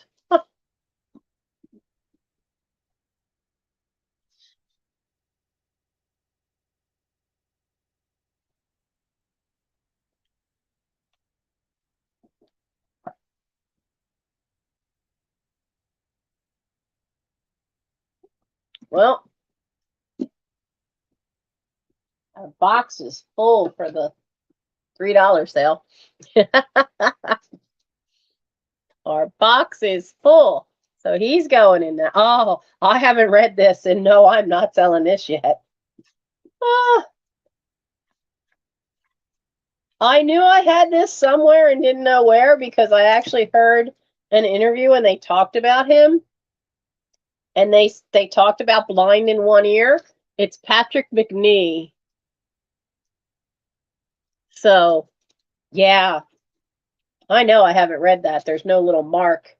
There's no little mark after the date, so I hadn't read this one. Anyway, I want to read that. Oh, I love Patrick McNee. So out of all those books, there's the 3 from the Camelot, the Rona Jaffe, the Anya Seton, and the Patrick McNee. So 6 books are all I'm keeping to read. And I know Rona Jaffe, at least, that one, once it's read, is going to end up in a sale.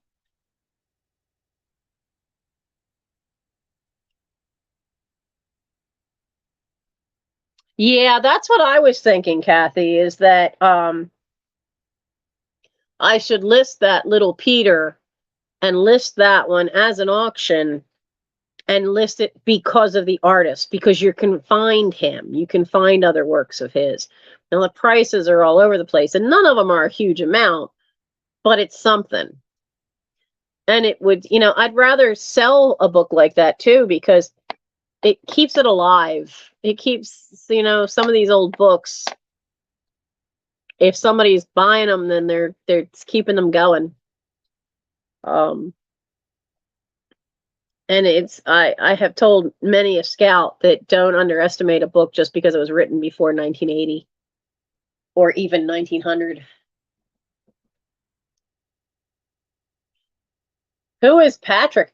Patrick McNee, if you ever saw the British TV show from the 60s called The Avengers, Patrick McNee was John Steed.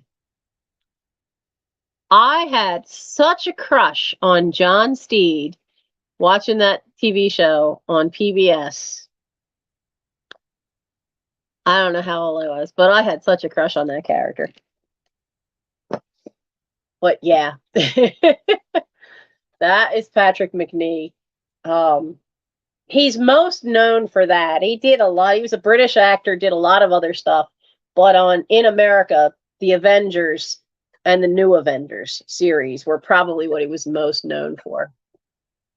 So let me go swap these out because I brought the hardbacks in first. There's still a pile of paperbacks. The Avengers was Patrick McNee, and there were a bunch, but it was most known for when he had Diana Rigg with him. Oh, I know, isn't it great? Now it glows because that's why it's such a weird green. Is that this thing glows under a black light? Really cool. I absolutely love this shirt. Had it for years. All right, so let me take these 6 and let me go get paperbacks.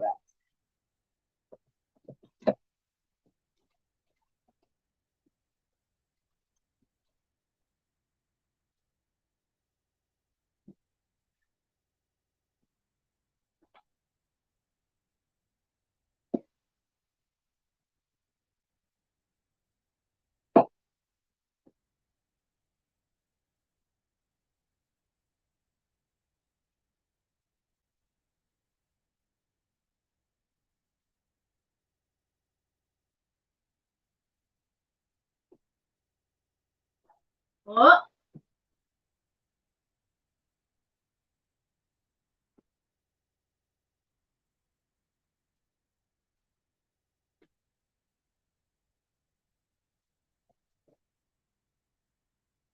Okay, these are not cooperating. I had to do this in 2 trips.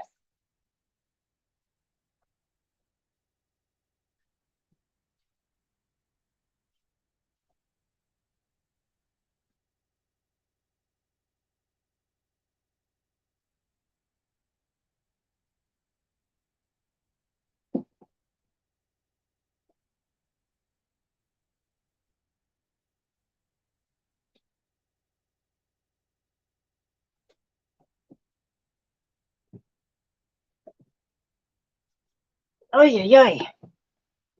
Yeah, this was a bigger pile. So we'll take those 2 bigger ones, and then we'll sit all this over here.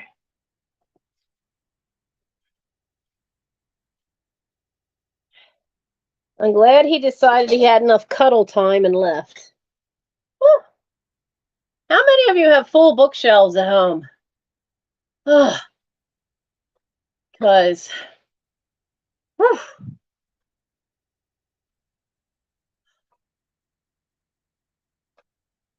I have full bookcases because I have one bookcase I can't get to. And I honestly, for the amount of books I have, don't have enough bookcases. When we get this room emptied, I want to take this corner back here, and I want to take this little corner, because there's a window there and a doorway here, and I want to make this all bookcase. Just all bookcase right there. And maybe do it on the other side too, even though that's not as wide. But at least maybe put one that way. I would be very happy to have that.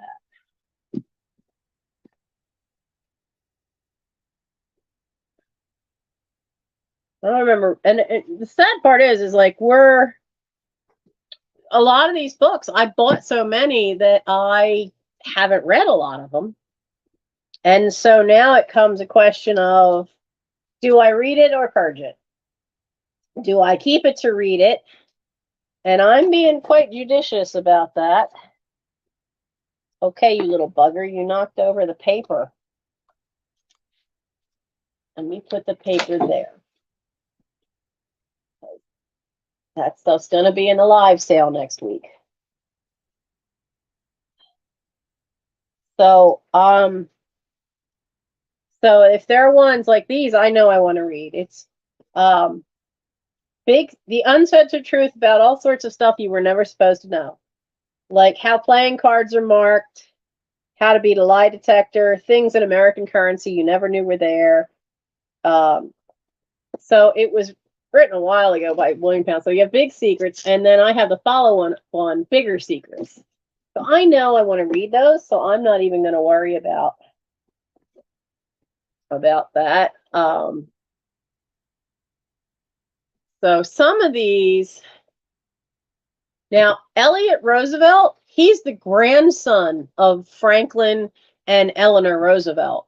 And he grew up in and out of the White House, running down the halls and stuff. So he wrote a lot of murder mysteries that are based around being in the White House. And they're really kind of cool because it actually tells you some of the layout of the White House.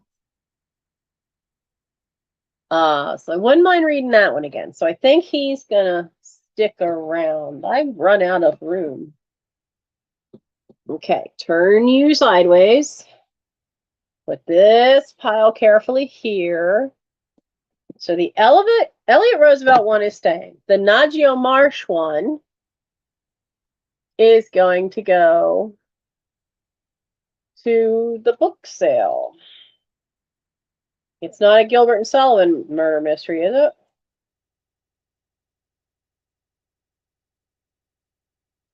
Because I have a collection of those, and I almost at one of the live book sales I did, I almost sold one that it was based around one of the Gilbert and Sullivan operettas. And so I have a collection of those. I'm always on the lookout. I know they're always murder mysteries. I'm always on the lookout for those that tie the storyline into one of the operettas. Nope, this one is in the restored theater has a hit new play inspired by the discovery of an authentic Shakespearean glove. And then, of course, it becomes the theater of terror because somebody gets murdered. So there's a murder mystery. And in excellent shape, too. You could tell it was read at least once. The spine's not cracked, but you can see tiny little creases. So I always tried to keep my books in good shape. Oh, yeah, we're going to come across quite a few of these where it's books of plays because I was going to college for communications with it. You had to pick an emphasis area, so I picked theater because it was a lot easier than argument and debate or radio and television. I didn't know enough to do the electronics for radio and television, and argument and debate seemed like too much damn work. And since I'd been trained in theater, Young People's Theater Workshop, then it was easy, pretty easy A's. But they always encourage you to read a lot. So this has Mother Courage by Bertolt Brecht, Diary of a Scoundrel by somebody who's got a Russian last name I'm not even going to try. So that one's definitely going in the sale. I remember this. I've read this at least once. An autobiography of Merv Griffin. Watched his show, got home from school, would watch his show, and sit there and start my homework. Like in the Philadelphia area, you had Mike Douglas, but then Mike Douglas went off the air, and so you were left with Merv Griffin to watch. And I watched him. Later discovered Dick Cavett, which was more in-depth per person. I remember this was a really, really fun read. Having grown up on old Hollywood, you get a lot of that in here. So I know that one's, don't need to read that one again. I don't need to read that again. Fahrenheit 451. Eberhardt. Eberhardt is another good mystery writer. Eberhardt, similar to Agatha Christie, little longer and really a bit more fleshed out. Agatha Christie's are good, but they are very succinct. Okay, they are very, there's just enough detail to give you the image of where you're at. There's not a lot of painting the picture of what room they're in and all that stuff. So these are more fleshed out. Eberhardt's are really good. So we have Eberhardt, he's going in there. Another Elliot Roosevelt. I'll be hanging on to that. Christmas in Ganymede. I'll be hanging on to that one. The Wandering Unicorn. Now, see, we're into the paperbacks, and half these paperbacks I haven't read. With Malice Towards None. I had to read that one, too. Right? Mike Douglas managed to get, because Mike Douglas was the only talk show, daytime talk show, that was on the East Coast. So he was able to get people out of New York. They'd come down from New York City. They'd come down from Atlantic City if they were doing a show at the casinos in Atlantic City, or if they were in Philadelphia for something. So he did. He had Picasso. I think he may have had Salvador Dali as well. So the Lincoln one going on the pile. This is my second copy of this, because the first copy I had, I wore it out. I was very fascinated. This was actually a Christmas present from my sister and her husband. Christmas 1983. I never learned sign language. I used to know as a kid. I used to know manual alphabet. One of the first books I remember having was a Scholastic book that was a basic book about Helen Keller. It was only like teeny little, not even maybe a 1/4 inch thick. And I read that thing to pieces. So one of the only times my sister gave me a book for Christmas. This is a good book for Katharine Hepburn. That one's really good. But I know I've read that one more than once. Oh, this is a Poldark. Okay. So there's 2 other Poldarks out in No, I didn't see that Nora wanted that one, but Nora dear, you got to let me read it first.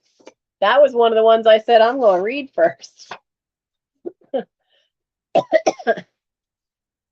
But I'm going to put all the Poldark ones together. They're out in the hallway. All right, let me make a note.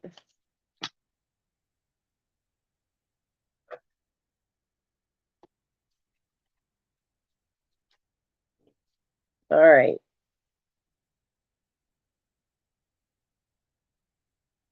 So now I know what book I'm reading next then, after I'm done my library book by Ruth Stout. And I didn't even look that one up to see a price, but we'll figure it out. You're such a dear. We will figure that one out. So I have a note. Oh, I put it out. I put the book itself out there. I'll put that right here next to my laptop. There we go. Oh yeah, Katharine Hepburn had a ton of books written about her. This one was pretty cool because this guy, this Charles Hyman, he actually knew her and got permission to actually write the book. And she even gave him photographs of her family that nobody'd seen before because she would never cooperate. Like, she gave him this one. That's her at age 4. Her as a 4-year-old. So there's a couple of family photos in here that she let him have to use. So that one's cool. Mary Roberts Rhinehouse, The After House. I'm not looking up some of these mass market paperbacks because I know there's like so many of them. They were made. There were just so many printed. What are you doing? He's back, isn't he? What are you doing? Don't you go looking for gribbies. No gribbies. Let's look up this one, the Iron Crown. Now, I don't recognize. Hey, whoa, hold up. No paper ripping. No paper ripping. No. No. Ugh, no. Yeah, you're hurting me, dude. That hurts to twist around and grab you. No ripping paper. Honestly, Aragorn and Arwen taught you bad habits. They started it. No ripping paper. Bad boy. Oh.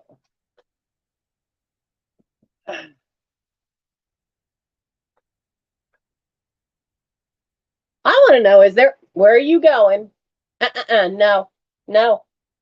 You're just going to go back there and start ripping up that piece of brown paper. That's packing paper. You can't have that. You don't usually fuss with packing paper. You usually fuss with tissue paper. That's the paper you tend to like to tear apart, you jerk. Oh. Yeah, I try to behave and not be when anybody else has a book sale because I can't always behave.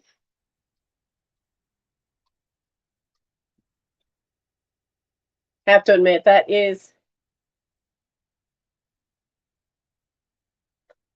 I put in Iron Crown barrel, and no, search for my original, and it gave me some car part. Okay, so no. So let's try the author's name. Clare. You know, I've never seen anybody else spell Claire, Clare, other than my grandmother, because that was her middle name. Oh, well, that's interesting. So there is another, yes, book of hers that's sold, but that's in Italian. I don't see any non-sold. Go on, go. No, you're not going behind my chair. Oh, there we go. There's a bunch of them that are listed now. Well, if somebody can't sell it for $3.95. So yeah, no. Okay, so oh, I know why I grabbed this. It says one of her books is called The Wolf and the Dove. And I remember reading that. I don't read many romance novels. They're not really my thing. But if they're like full of historical stuff, like that's why I really liked A Discovery of Witches, because she's a professor of history at one of Cambridge, I think. Oxford or Cambridge. And so a lot of her stuff has incredibly historically accurate stuff in it. And that's why I really, really liked just the All Souls trilogy, which is A Discovery of Witches. Because it was more like, yeah, there's a romance in it, but honestly, the romance is a side thing to the whole plot that goes on. So don't you knock that pile of books over. What are you doing? Melissa Craig, Terrible Tide.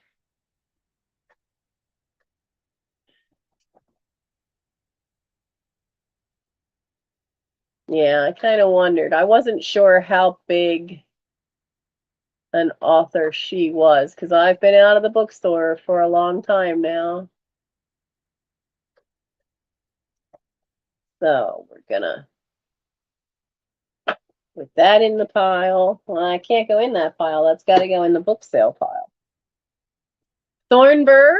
Who remembers watching that when it was on TV? That was on TV, and I was young enough that I didn't completely understand half of what I was saying. Funny when I was later that I found out that was a real problem. He was a priest. Now let's see about.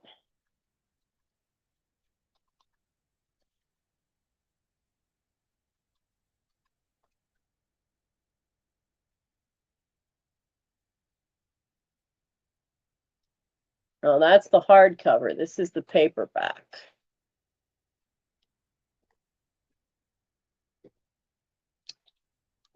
That was first edition. This is the first Dell printing from 1972. Nonfiction paperbacks. Usually, it's not a bad idea to double check those. Now I'm looking for this edition.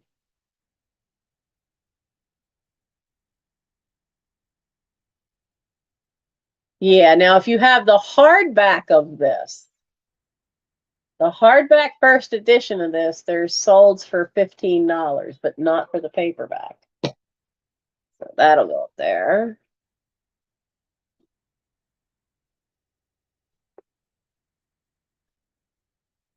Oh, book on Jack the Ripper. The complete case book. There have been a lot of books around. There was it Patricia Cornwall, the mystery author, that she thought she had solved the case. Uh-oh. Why are you going behind me? Oh no, you're going under the table. Okay, you go under the table.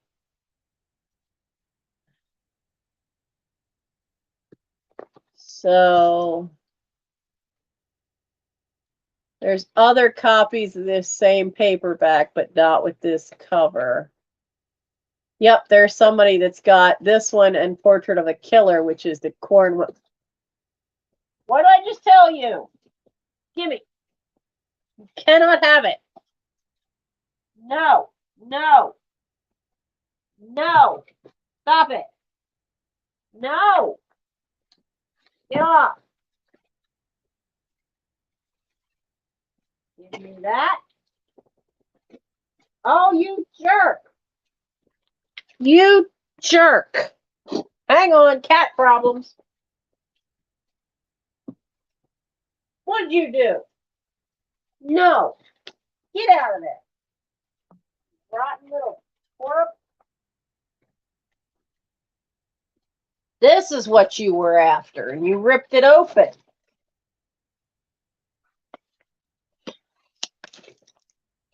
Has ribbon in it. Has a ball of yarn in it. You jerk. You were after a bag of craft stuff. That's what you were after. You can't have it. No. No, you just yawn in my face. Thanks. But no. You can't have this. We're going to drop it in the box. Right up there. In you go. Jerk. Yeah, he's so sweet till he sees something he wants. So somebody managed to sell the two together for $13 of the paperbacks. I guess because then you can compare them. But I don't know that I have hers. So add it to the book sale pile. I'm not selling this one. I love the movie of this. The Day of the Triffids. Look at how wonderful condition this is. I knew I had this baby somewhere. I have handled this one with such care. Day of the Triffids is a early science fiction book by John Wyndham. Okay, so it's a British book. Now this one is,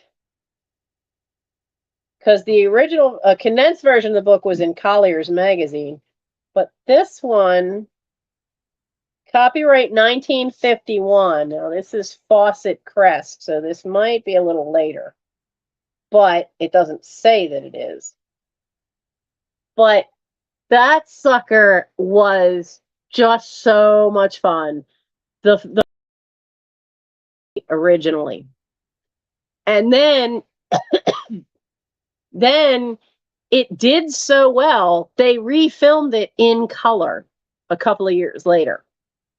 And the funny part is when you watch the two of them, when they did it in color, it is almost exactly the same type of shots. It's almost exactly copied from the black and white. And then when it was in color, though, it got distribution over here in the US. My oldest brother used to sit me down when I was small, and we would watch the Saturday horror movies that would be on in the afternoon. And he would sit there and explain to me how they did the different stuff, because he was always very into that, always read Famous Monsters magazine. I wish I had all of those. I love that magazine. So, you know, it was a lot of fun, and it was great knowing how they did stuff. But this was one of the ones where he didn't really know how they did it, but it just was so creepy, because here was the first time where the problem wasn't a creature so much as a plant. And I know, what are you doing? I know as a kid that like kind of creeped me out, because I think when I first saw it, I was probably only 7 or 8. But it's one of my favorite movies, and I absolutely love the book. So that baby's staying with me. The Queen's Head, an Elizabethan mystery by Edward Marston. So it's a Shakespearean time. I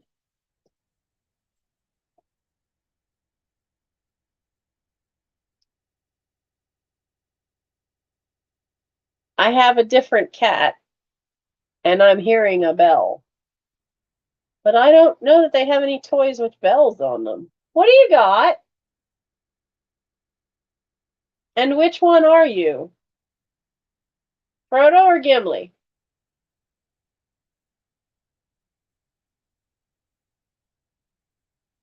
Frodo. What you doing? Hi. You have a toy? Where's your toy? Oh, that's what's wrong. You knocked the toy underneath the bookcase where all the research books are. And here comes Gimli to investigate. Heaven forbid I talk to another cat. If he had seen Elrond in my arms, he would have been trying to climb up on top of it and would lay on Elrond so he knows Elrond would leave and then he could have his mom time.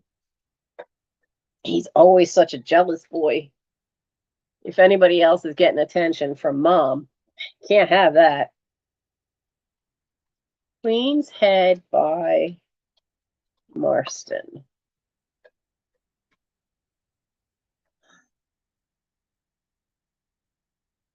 Well, if the hardback's only going for $2 to $6, I'm not going to worry about that. And so that one's going to be up for grabs.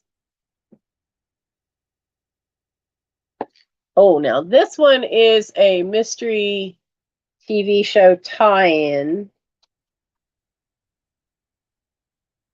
because Mystery did a series of Albert Campion mysteries by Marjorie Allingham, and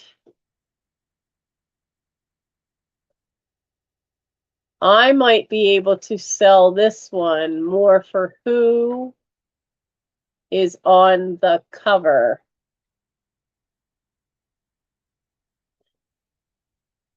What happens if I put,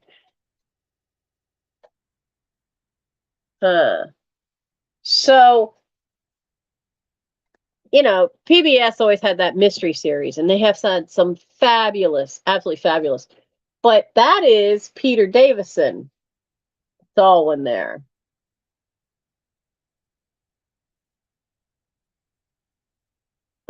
Oh, wow.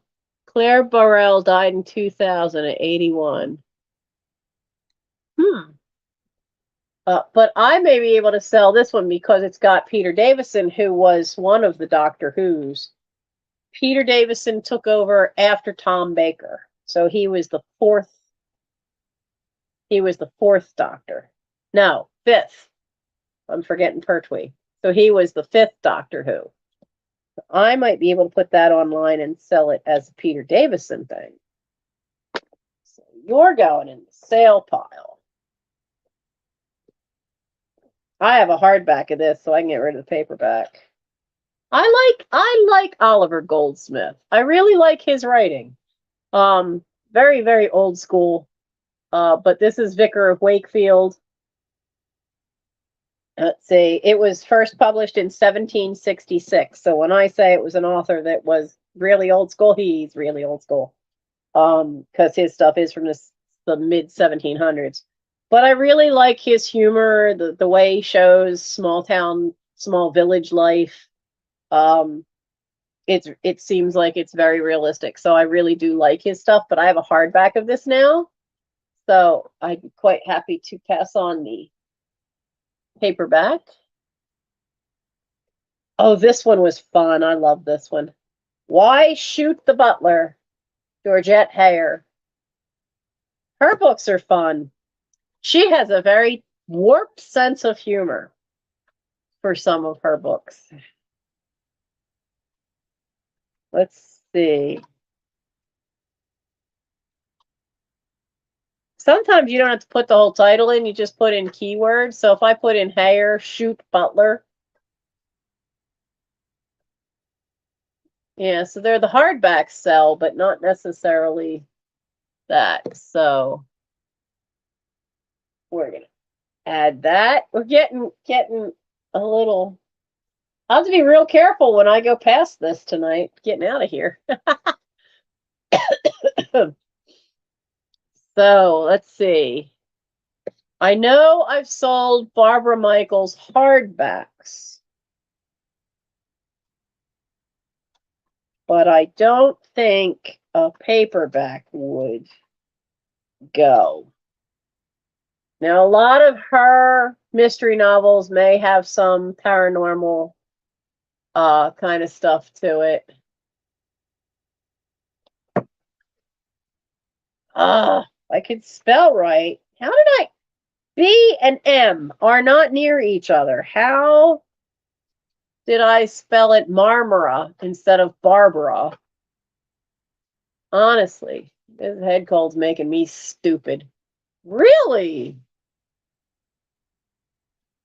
There are solds for this. $4 and $5 solds. Quite a few of them.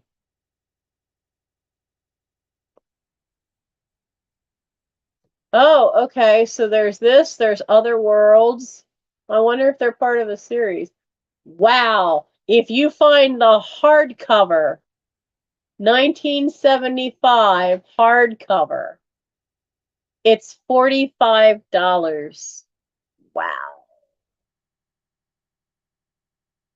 That's so cool. So this one,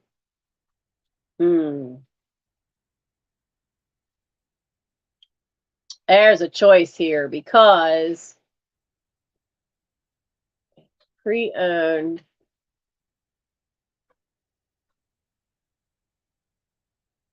Average condition. Okay, so it is just the standard. I don't tend to list a book that I don't at least list for $5. Oh, it's not a series? Okay. It had such similar, the ones that were listed on here had such similar artwork to the cover that I wondered if it was.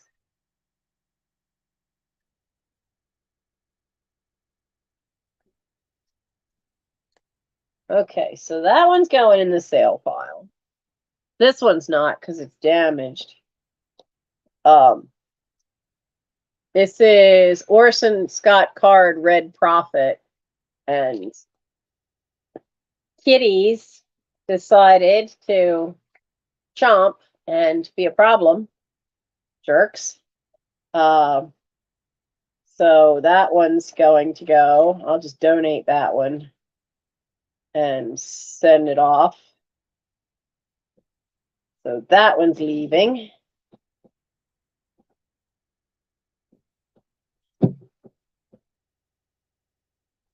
Now this one I'd want to read because I haven't actually read this one. At some point, Agatha Christie just vanished for a while and just disappeared, and everybody wondered, was she dead? What was going on? 1920 something. Let me find out. It's probably on the back here. Okay, on December 3rd, 1926, she vanished, only to be found 10 days later living under an assumed name in a resort hotel. And she never really explained it or nothing. So I'm going to read that one because I never did read that one. So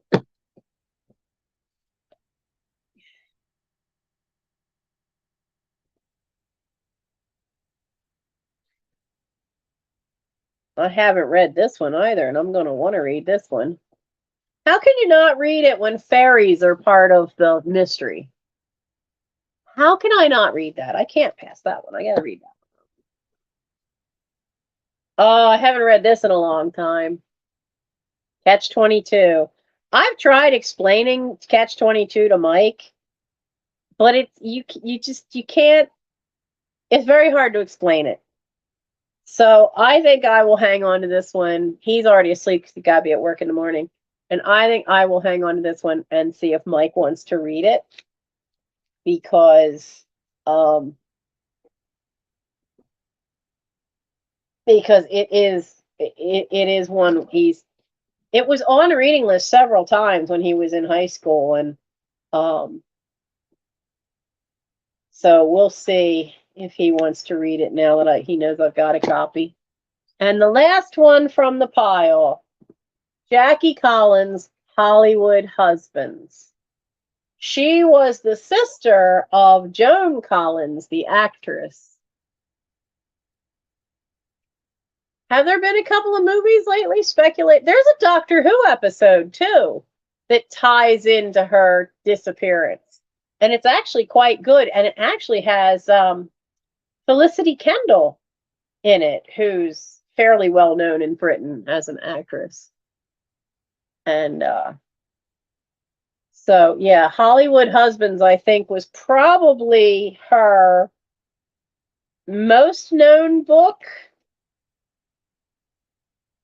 It was interesting because they were supposedly fiction, but based on people she knew. That's how she always described her books. So, so we have Hollywood Husbands. We have quite the tower of books over here. So all of these, I'm going to have a $3 book sale. I'll film that. My throat's starting to hurt. I'll film that tomorrow. Keeping that one for... So of all of those paperbacks we went through, that's what I'm hanging on to. This one's for Mike. Read these. I'm not giving up Day of Triffids for a long while. I wouldn't mind reading Helen and Teacher one more time. And I'll probably, once they're read, I'll get rid of the Elliot Roosevelt books. But I know Day of the Triffids won't be leaving. But that's not bad. That's a lot of books that can go. And that's enough I can film a short sale. And if you are a member of the Fairy Realm, then you know you get the drop sales 24 hours ahead of everybody else. And so that is a membership for my channel that is $4.99 a month. And I thank you for those of you who have that. Bless your hearts. But that will be the first one. There are now I know the next box of books isn't that full. It's part books, part other stuff. So, but then there's another box that was the same size as this one. It's packed tight, hardbacks and paperbacks.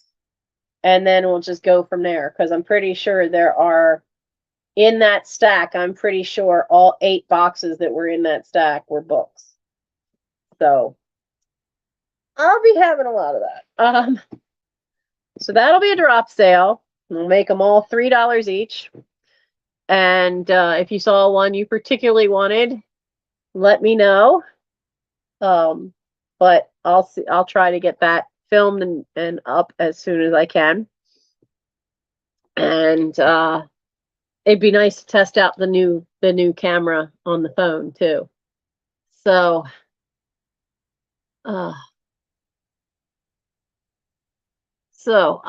that's it for tonight. I'm gonna go because I'm tiring out and running out of steam, and the throat's beginning to hurt.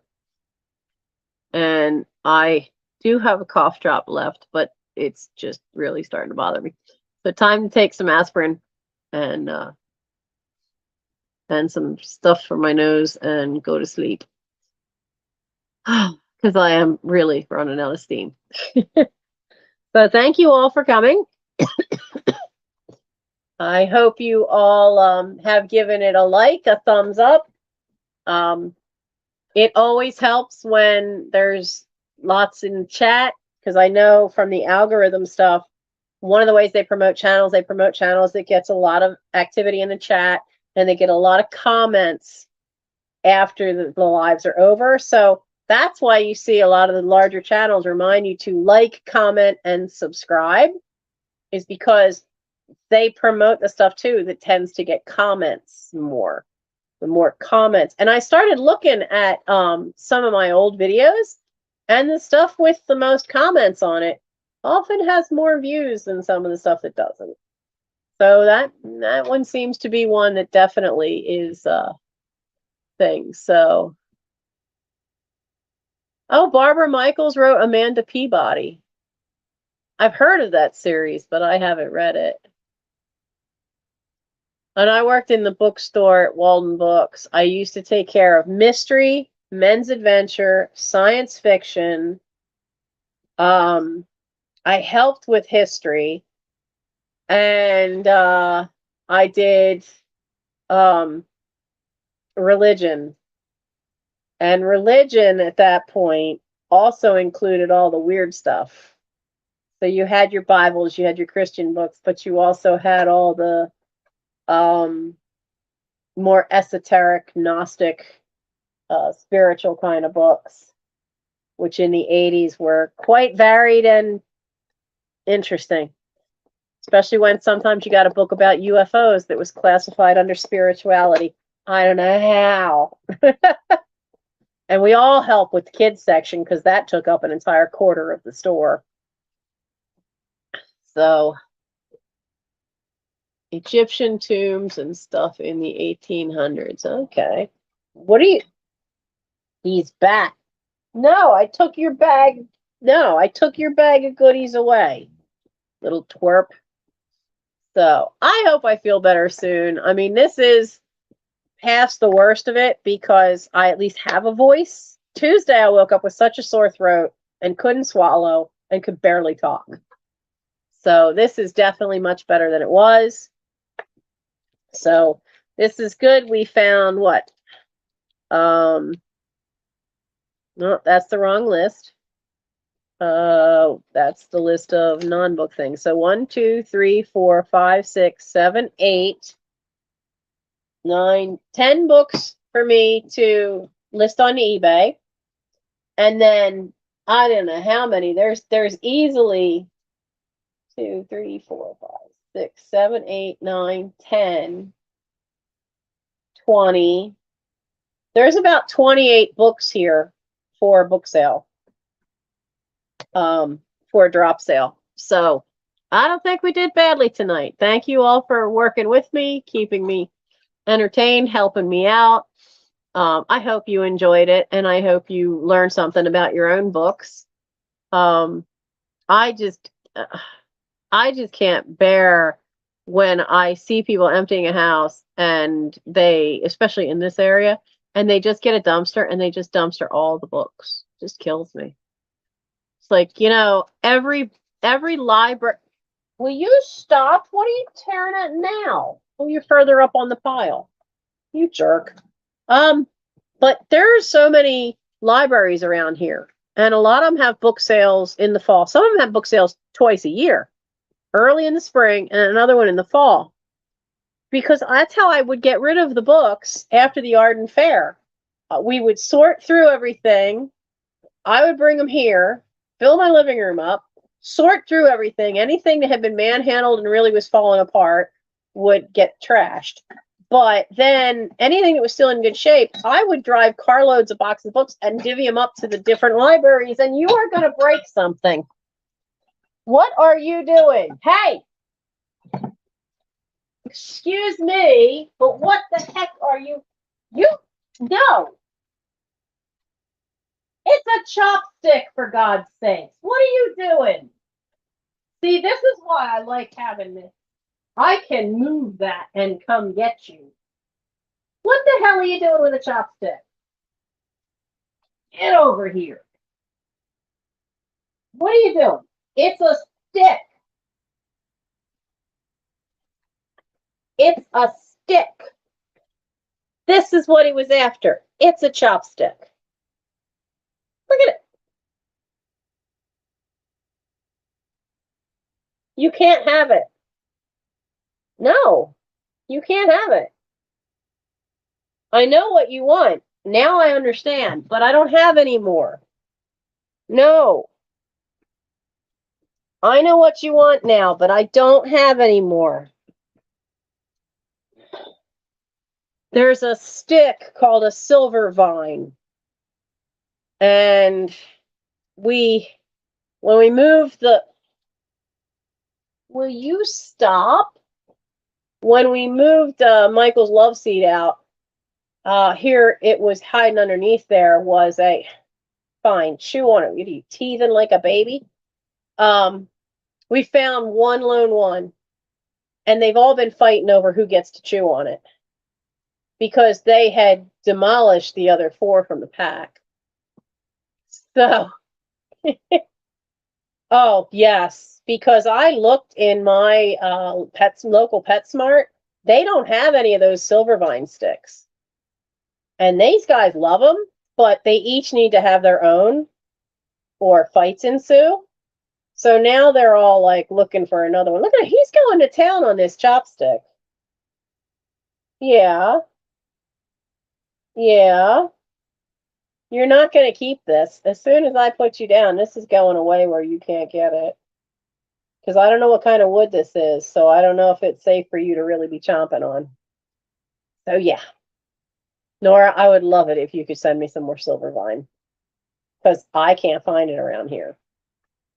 And they're going bonkers because there's only one left, and they peel it. They really do peel them apart, but it's safe. It's safe for them to chomp on, and if they ingest it, it's not dangerous. So yeah, I'm hearing, the box that's back there, I'm hearing porcelain go clink. Like, what is he into? But there's a couple of porcelain pieces, but I also know there's some jewelry in there. And you know what these are very handy for? So if you wet the tip because it's flat and you have tiny little rhinestones to pick up, you can sometimes get the rhinestone and pick it up on the top part so that then you can just drop it into place and re-glue the rhinestone into the pin. That's what's in that box, is stuff that needs to be fixed, and that's why I had this in there. So, because they come in handy. If they send me chopsticks, I usually wash them. I've recarved these and used them for things, so I don't have too many left. Where'd he go? I didn't see which way he went. He's not behind me. So on that note, then, I'm going to go. Wanted to go before the coughing fit started, but I'm going to go, and I will see you guys. Hopefully on Sunday I can do a work with me, but if not, there will be a live sale next week, next Thursday night. There will be a live sale. What's the date for that? That will be the night of the 17th. And watch for a book sale coming up. With any luck, I will have it up by Sunday, but we'll see. Because that means I have to have it finished tomorrow so that the Fairy Realm has their 24 hours first dibs. So, have a good night and stay safe, stay hydrated. I know some areas of the country, I know that Ryan Hall's been out storm chasing, so some areas of the country haven't been good. And I saw what's heading our way. And I haven't been on that roof yet because Mike hasn't been home. And I won't go up there without somebody helping me in and out of that window and spotting me. So we're due for some. We had heavy rain briefly this morning, but we got lucky after that because we could see, when Mike and I were out buying the phone case, we could see the black clouds. I mean, they were darker than anything I've seen in a long while. But we were in Delaware, and you could see them just coming up the side of Delaware that was over the Delaware River. And so they weren't hitting us, but they were near us, and we could see them nice and clear. But they kind of went up the river and went over into Jersey. So we didn't get hit with that second storm. We just got the first one. So, all right, guys. Good night. And if I don't have a work with me on Sunday, you'll at least have a drop sale of books. And I will be live next week for another sale. I did find some cute little porcelain things. So it'll probably be a mix of some ephemera, some porcelain, some books. As usual, will be the kind of eclectic mix. And I hope you guys will enjoy it. So I will see you then. You guys all have a great night and a fun weekend. Bye.